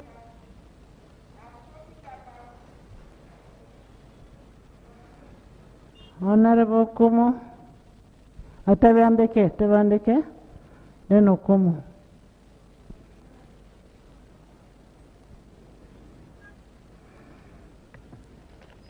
Thank you, Right Honorable Speaker. Honorable colleagues, I'm Charles Tebandeke, MP Bale County, Kayunga District, Bugerere. I appreciate the opportunity granted to comment on the state of the national address by the President. It was okay, but not good. Right Honorable Speaker, I want to dwell my strengths on the agriculture sector, which is the backbone of Uganda's economy. Allow me bring it to your awareness that agriculture employs 72% of the working class in Uganda. However, 68% dwells on subsistence, only 4% is commercial. I wonder how shall the only 4% suit the agriculture sector and transform into commercialization. 36.6% of the GDP of Uganda, we have 23 that is an account of agriculture, but there are no incentive measures being put to sensitive sectors like fishing. The only reward was the 80% tax levy on fishmo without any incentive to that. Madam Speaker, a number of measures that have been put forward to improve on agriculture, like NADS, Operation Wealth Creation, to improve 68% of the households, youth livelihood and women empowerment, has ended in vain, but has been budgeted for a lot of money, like 265 billions, and a Myoga, which was budgeted for 260 billions, that has not yielded any results on ground. Honorable Okumu Gabriel. Okumu Gabriel.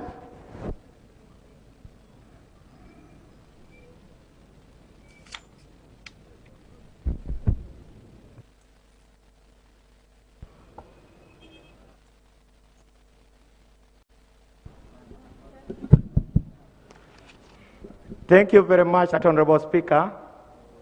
I would like to take this opportunity to congratulate you upon attaining that high office. I would like also to congratulate fellow members for having come this far. Right Honorable Speaker, I would like to support the motion on the following grounds. First of all, I would like to congratulate His Excellency, the President, upon having vision for this country. And secondly, and most importantly, without diluting the matter, I applaud him for having thought for the poor man in the village in these coming 5 years. The President's speech was very clear about poverty alleviation for our people. And secondly, Right Honorable Speaker, I would like also to applaud the President for having opened the roads in the Democratic Republic of Congo. However, I would like to add my voice that our people in West Nile are also grappling with poor roads. So I would like to call for his attention to pay attention also for our local roads in the rural areas of the West Nile region. I think, thank you very much, and I would like to register my submission. Thank you very much. Arenaitwe Reuben Nakato Annette.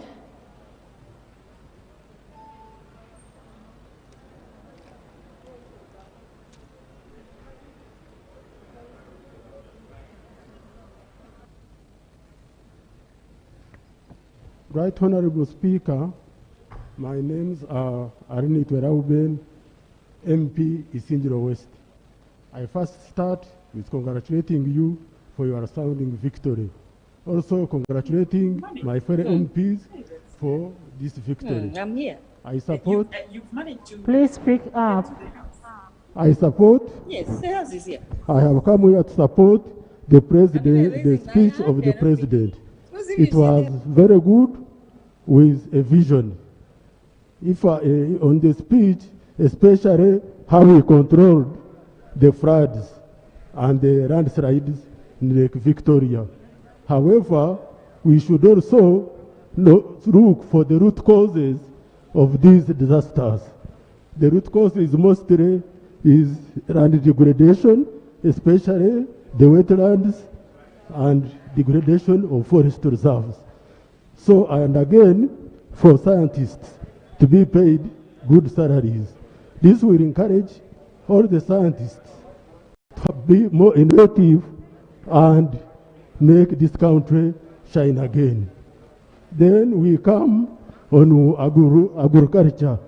On agriculture, actually, I support him because with this parish model, we are going, now is taking services near to the people, and the production has increased, especially in my district. Matoke, we are now producing in excess and we are feeding ourselves. Then for corruption, this one we need to fight all of us. It doesn't have borders, whether you are on opposition, you are in the movement, which color, we should all join the president and fight the corruption. I thank you, Madam. Honorable Nakato Annette, Okot, Akik, Florence Akik. Thank you, Right Honorable Speaker and colleagues. Thank you for the opportunity. I'm Mary Annette Nakato, woman MP representing Viende District. Right Honorable Speaker, I want to put this at your table. I'm supplementing or complementing on the Presidential State of Nation address. Viende District, the best economic activities done, we do fishing, we are pastoralists, and as well as farmers. I wanted to supplement on the side of fishing. Right Honorable Speaker, in Viende District, at the lake shores of Bukung, we have an ice plant that was commissioned, but it was incomplete. I wanted to put this at your desk because so many people are suffering, and up to date, the fisher folks are still looking for ice outside Viende District. And yet, when His Excellency was talking about economic transformation, I believe fishing being under agriculture, that we look at that. And then too, under still fishing, we have illegal roadblocks that are being planted. And I also want and beg the one in charge of wealth creation to take up this. It is also a problem and hindering the transformation economically for the people of Viende District. I beg to submit. Thank you. Okot, you. Okay, both of you will speak. Thank you very much, Right Honorable Speaker. This being my... Thank you. Okay, all the courts will speak. Thank you, Madam Speaker. Right Honorable Speaker. Boniface finish. Okot Amos will talk. Then Okot Peter will talk. Most obliged. Thank you very much, Right Honorable Speaker. This being my maiden speech, I would like to congratulate you for your ascension to that position. My name is Boniface Okot, the youth representative for Northern Uganda. Right Honorable Speaker, I want to commend His Excellency the President for his correct political, economic, and social line in dealing with the socio-economic struggles of our people, as detailed in the State of the Nation address. This is the right compass direction, despite the strong tides. Right Honorable Speaker, noteworthy is the fact that His Excellency the President correctly diagonized contemporary bottlenecks to our socio-economic progress at a critical time when we are faced with a pandemic. The President's prescription of our people engaging in the 4 core areas, especially our young people, will enable us deal with the unemployment question fundamentally.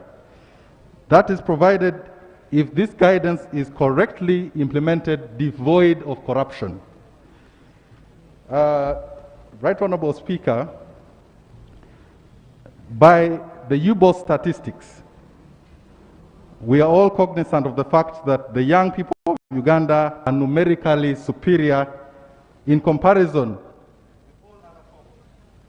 Okot Peter.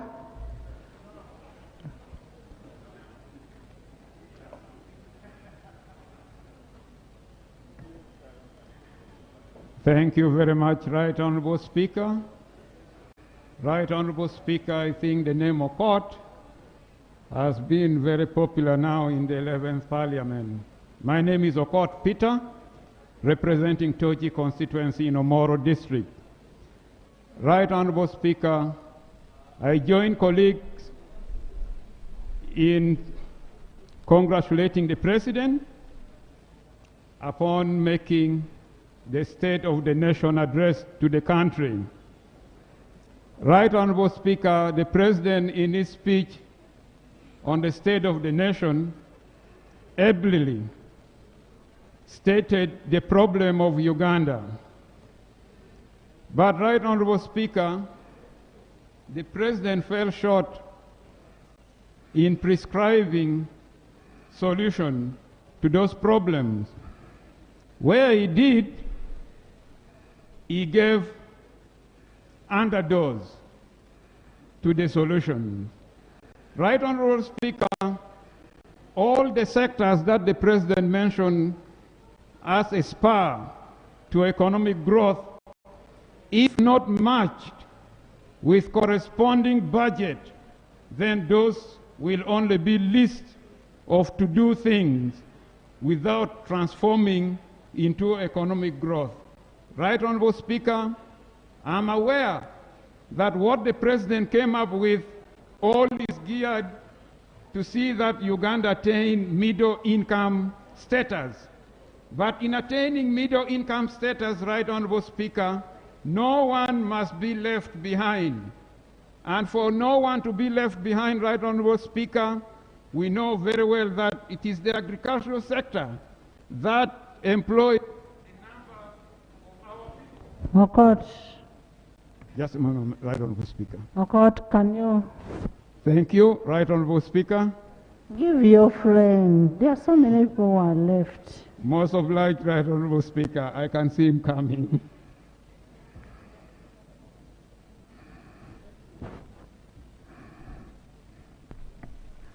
Thank you, the Right Honorable Speaker. Thank you, all the members of Parliament. I rise to support the motion in thanking the President having fulfilled his constitutional mandate. Also, I want to thank the Leader of Opposition for all the alternative views that he has articulated in this August House.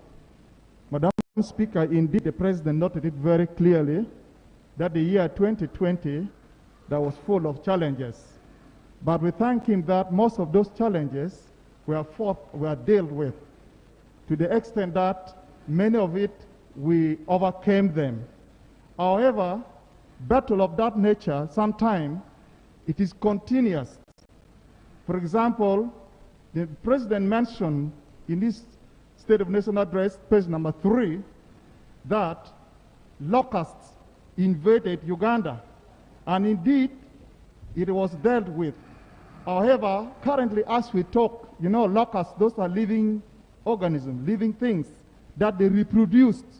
As I talk now, in Agago, locusts has invaded Agago North County in the sub-county of Lerakato, Lapano, part of Miapachua, and even partly Adilang sub-county, especially in the villages of Obugulu, where many farmers have lost their crops. Madam Speaker, I want to take this opportunity as well to request you to help so that we come to the rescue of these people, because that is a state where they are in a state of problems. They have lost seeds. This is the second raining season that needs some seeds. Even the crops that... Honorable Government Chief Whip, there is an issue of locusts today, not something of the past. So make a follow-up with the honorable member who is on the microphone. Honorable Akiki Masila. Order, Madam Speaker. I was almost concluding. Honorable Akiki Florence, Honorable Masila. 1 minute to Order, conclude, Madam Speaker. You're ordering. Whom are you ordering? It is me. No, it is the order of the House, Madam Speaker. Rule 83. C says while members or a member is speaking, all other members shall be silent. But on your left and behind, we have a lot of chaos. We don't know whether you are presiding over two Members, parliaments this is a house, as I've always reminded you. Honorable Masila, thank you for being a watchman. Thank you so much, Right Honorable Speaker, and congratulations on that big office. I am Dr. Asima Florence Akiki, a woman MP, Masin District. I rise to speak to the motion of thanking His Excellency the President on his the address to the State of Uganda on 4th June 2021, where he highlighted a number of salient issues. One was his focus on science, technology, and innovation. A nation without science, technology, and innovation is a lost and backward nation. And therefore, His Excellency, main focus on science is a clear indication that he wants Uganda to move to another level. Science will create jobs for our youth, will create think tanks, and will also be able... Donald Katarekawe. Madam, my 2 minutes were not over. Is it a maiden speech, Florence? No, it is not. So, number 2, Madam Speaker, on the household income, we should support the President on the parish model, and especially when we pilot a few parishes and see how they work before we roll out the whole program. Thank you, Madam Speaker. Donald. Thank you, Madam Speaker. I raise to support the motion of thanking the President of the Republic of Uganda. Is that Donald? Yes, I'm here, Right Honorable Speaker. It was a perfect presentation, and I really stand to support that. When you read through the speech and when you listen to him, he was entirely focusing on the rural people that we represent in Parliament. The President's focus on creating wealth for the people, supporting our people come from the rural economy to a middle-income status was a very big catching eye indicator that the President is really focusing on his people, and I really highly support that, Right Honorable Speaker. Right Honorable Speaker, the President focused on the issue of the 1 acre model of bringing people out of poverty. This is a very good indicator that somebody with 1 acre of land, especially in the rural areas, can get out of poverty by taking up innovations in agriculture that can make him use that 1 acre of land to develop. But however, Right Honorable Speaker, as you noticed, most of our people, I think it was raised by one of my colleagues from Ovende, in our rural areas have challenges of land conflicts, people are being evicted. So for this 1 acre model to take up the route that the President wants, we really need to emphasize peace building in our communities, resolve the land conflicts in our communities so that people can practice the 1 acre practice of agriculture. Right Honorable Speaker, the President emphasized the role of the MPs in getting people out of poverty by assisting people solve their problems. That means we really need to focus as MPs on problems of our people like roads, health, education, and other sectors so that we assist our people to come out of poverty. Right Honorable Speaker, I will have many other issues I raise in my... Nabukera Hanefa. Nabukera Hanefa. Kiromira Hassan.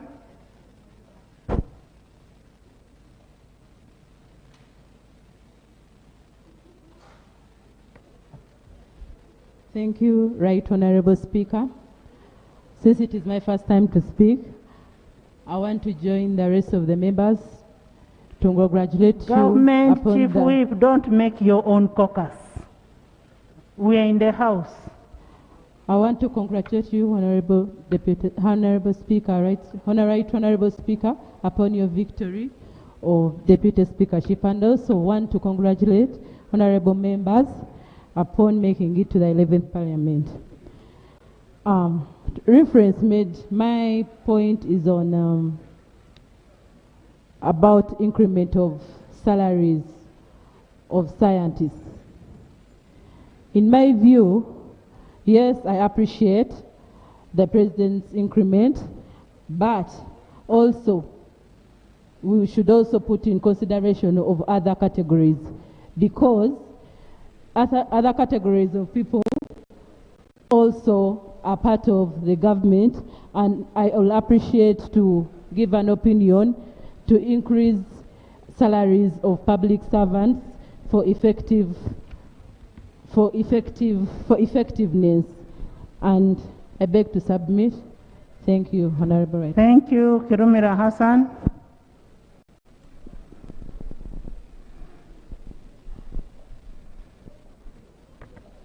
Thank you, Right Honorable Speaker.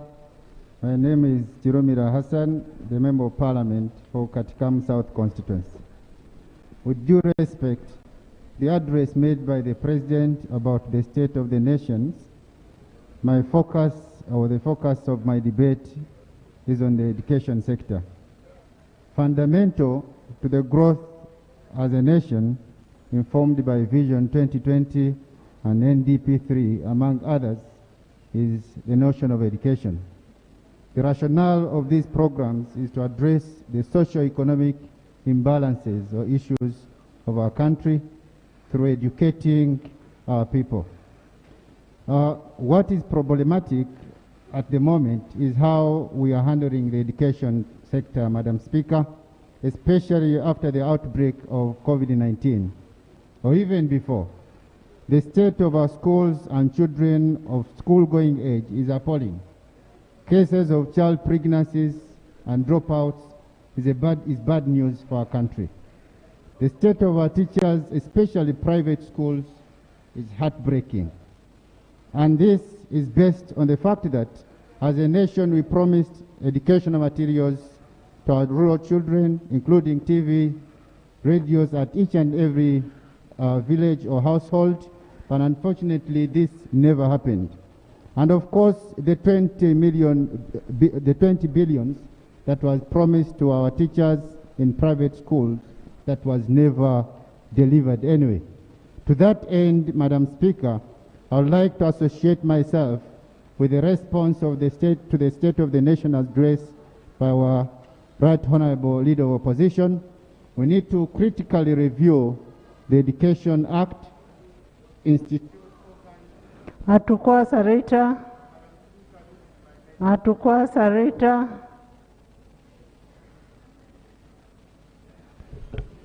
Thank you, Right Honorable Speaker. Atukwasa Rita Wahika, the woman MP in Barra City. I would like to congratulate you, Right Honorable Speaker, upon your victory and my colleagues.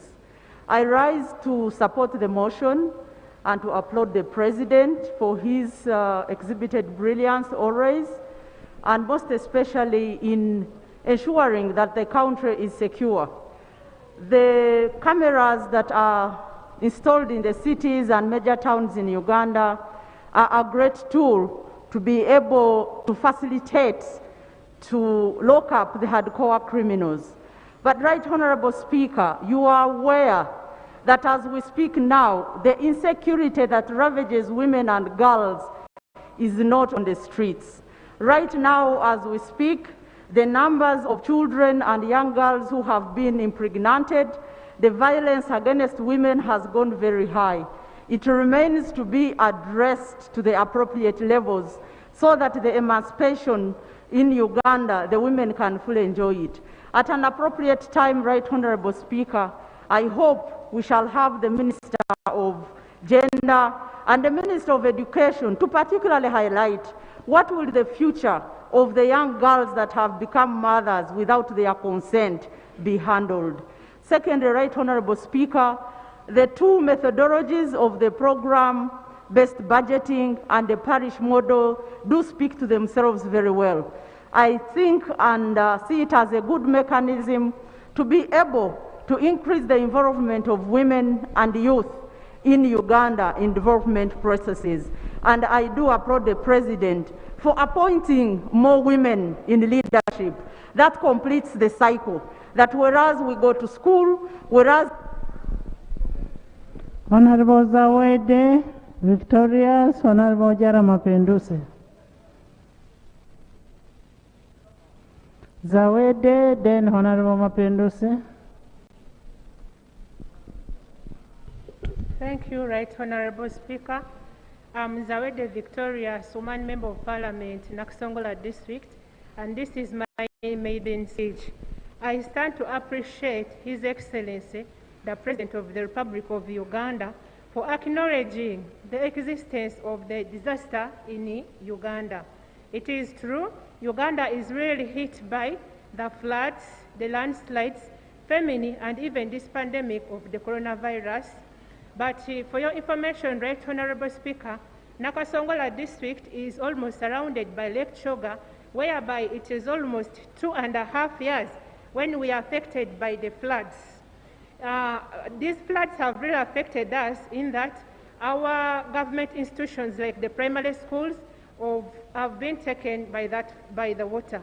One of the health centers, that is Rampanga Health Center 3, the maternity ward was swept, the placenta pit was taken, and even also the health workers unit was also taken. They are congested within a small room, whereby the antenatal, the vaccines are also taken in that room, as the admissions are also done in the same room. It's my humble request, Right Honorable Speaker, that the Minister of Finance and the Minister of Relief, Disaster Preparedness and the Refugees should come to Nakasongola and intervene. I would also want to appreciate His Excellency for acknowledging the rate of corruption in Uganda. It is true, corruption has led our country backwardness in terms of economy. We are fighting to uplift our economy, but again we have the biggest disease within the House. It's my humble request that we have the laws which can limit the rate of corruption. Let's come up as legislature. Honorable Martin.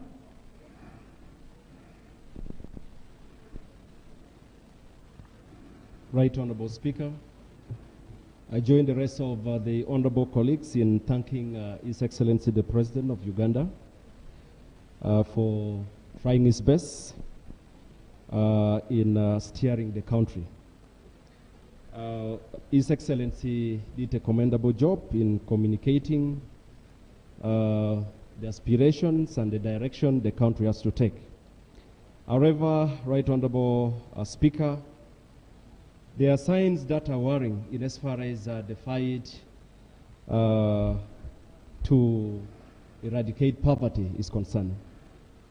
Right Honorable Speaker, there are statistics that are coming up, and the recent one came from UBOS, showing the level of poverty in this country. And it is sad to note that there are areas in this country that are doing extremely terribly.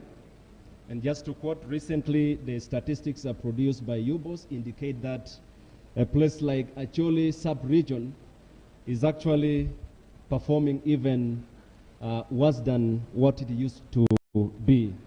That includes Karamoja and other parts. It is therefore important, Right Honorable Speaker, that deliberate efforts need to be taken, and I want to particularly point that there are programs that were specifically designed to support some of these areas. For example, the Northern Uganda Social Action Fund 3 that did a commendable job. Unfortunately, it ended, and we are told there are efforts being made to have a successor program. Right Honorable Speaker, it's important that government needs to make deliberate effort to expeditiously handle some of these special programs that would help to support those areas that are not doing well. Thank you very much. Honorable Wilson Kajwenge.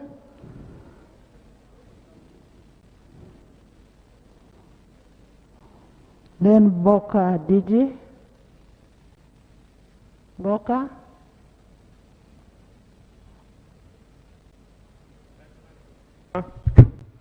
My name is Wilson Kajwenge. I represent Nyabsho's constituency.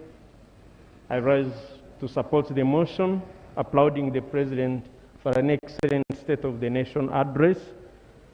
Specifically, when the President raises the issue of African integration and calls for a wider market for agricultural products, because this will positively affect my people of Nyabushozi, because then their products will be sold. Madam Speaker,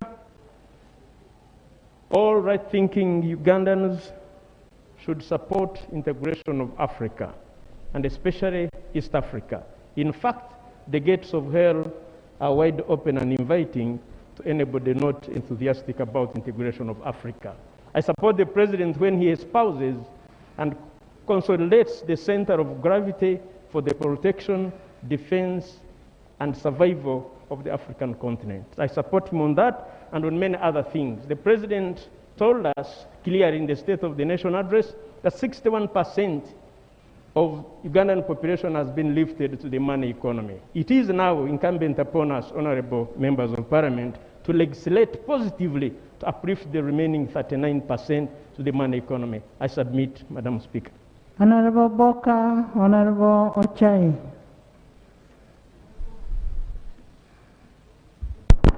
Yeah, the Right Honorable Speaker, I am Dr. Boka Didi George, Member of Parliament, Obongi constituency. I rise to add my voice to the rest of my colleagues to thank His Excellency the President for the State of Nation address. What has caught my eyes are three key messages.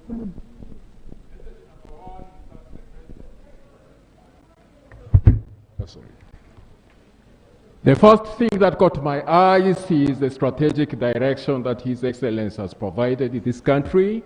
In one, strategic security. Two, the four sectors: agricultural modernization, industry, services, infrastructure, and IT, which we appreciate him for.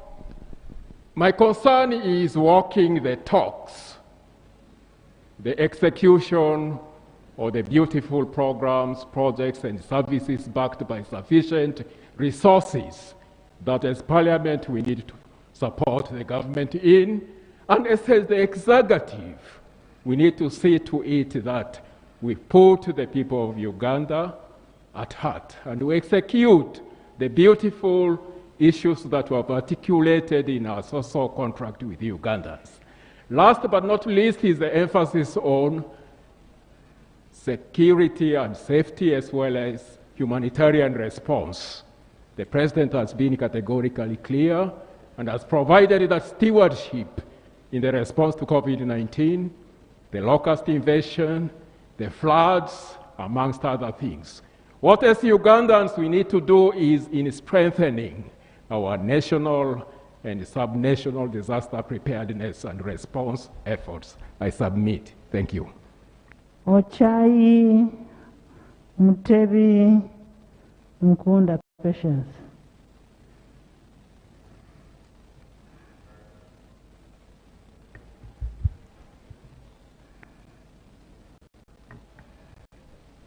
Thank you, Right Honorable Speaker.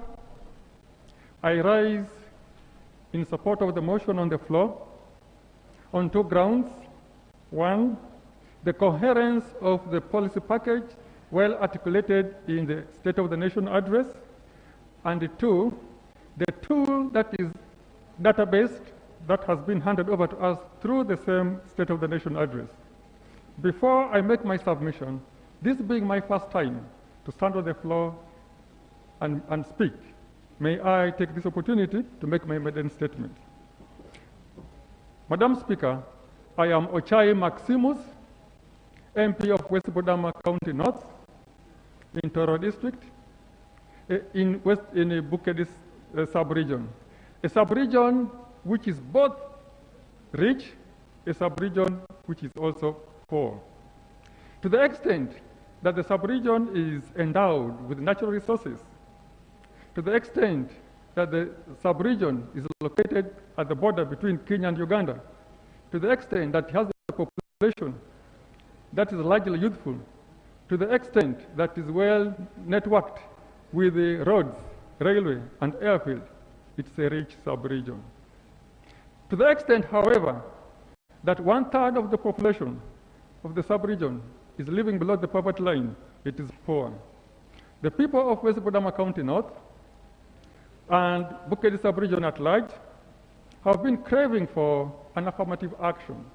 An affirmative action that will see the other 1/3 of the population being lifted out of poverty to living above the poverty line.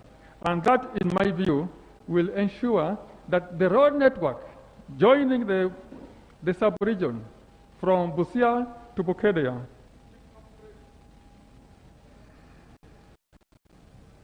may I have one more minute?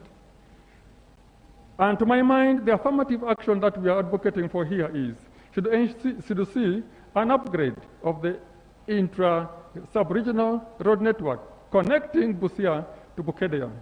You should see elevation of Toro District Hospital to a regional hospital. Should see an upgrade of Toro municipality to a city. Should see an upgrade of the industrial areas in Toro and Busia to industrial park. With that, I beg that this Parliament should put into consideration the plea of my people in West Budama North and Bukedi sub-county at large. Now back to the motion on the floor. Madam Speaker, I indicated that I stood here to support the motion on two grounds. With respect to the coherence of the policy package that the President articulated in the State of the Nation address, I see when unpacked that the policy on security provides us with an opportunity to have peace and stability.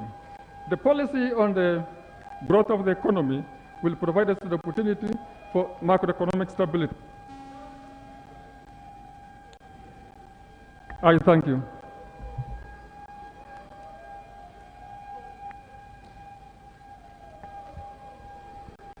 Thank you very much, Madam Speaker. Madam Speaker, I'm Tebino Wawanzala, the Member of Parliament for Nakasongola County. I stand to support the motion for the President giving his State of the Nation's address and fulfilling his constitutional mandate. Madam Speaker, I stand to thank the President for mentioning the infrastructure development in terms of roads network in the rural villages. Madam Speaker, a number of roads were mentioned which are going to be tarmacked, and among the many, we had that one of Kabimbiri, Zirobwe, Bamunanika, up to Oberens. But Madam Speaker, in 2017, when we had the Heroes Day in Zirobwe, the President pledged to construct or to make sure that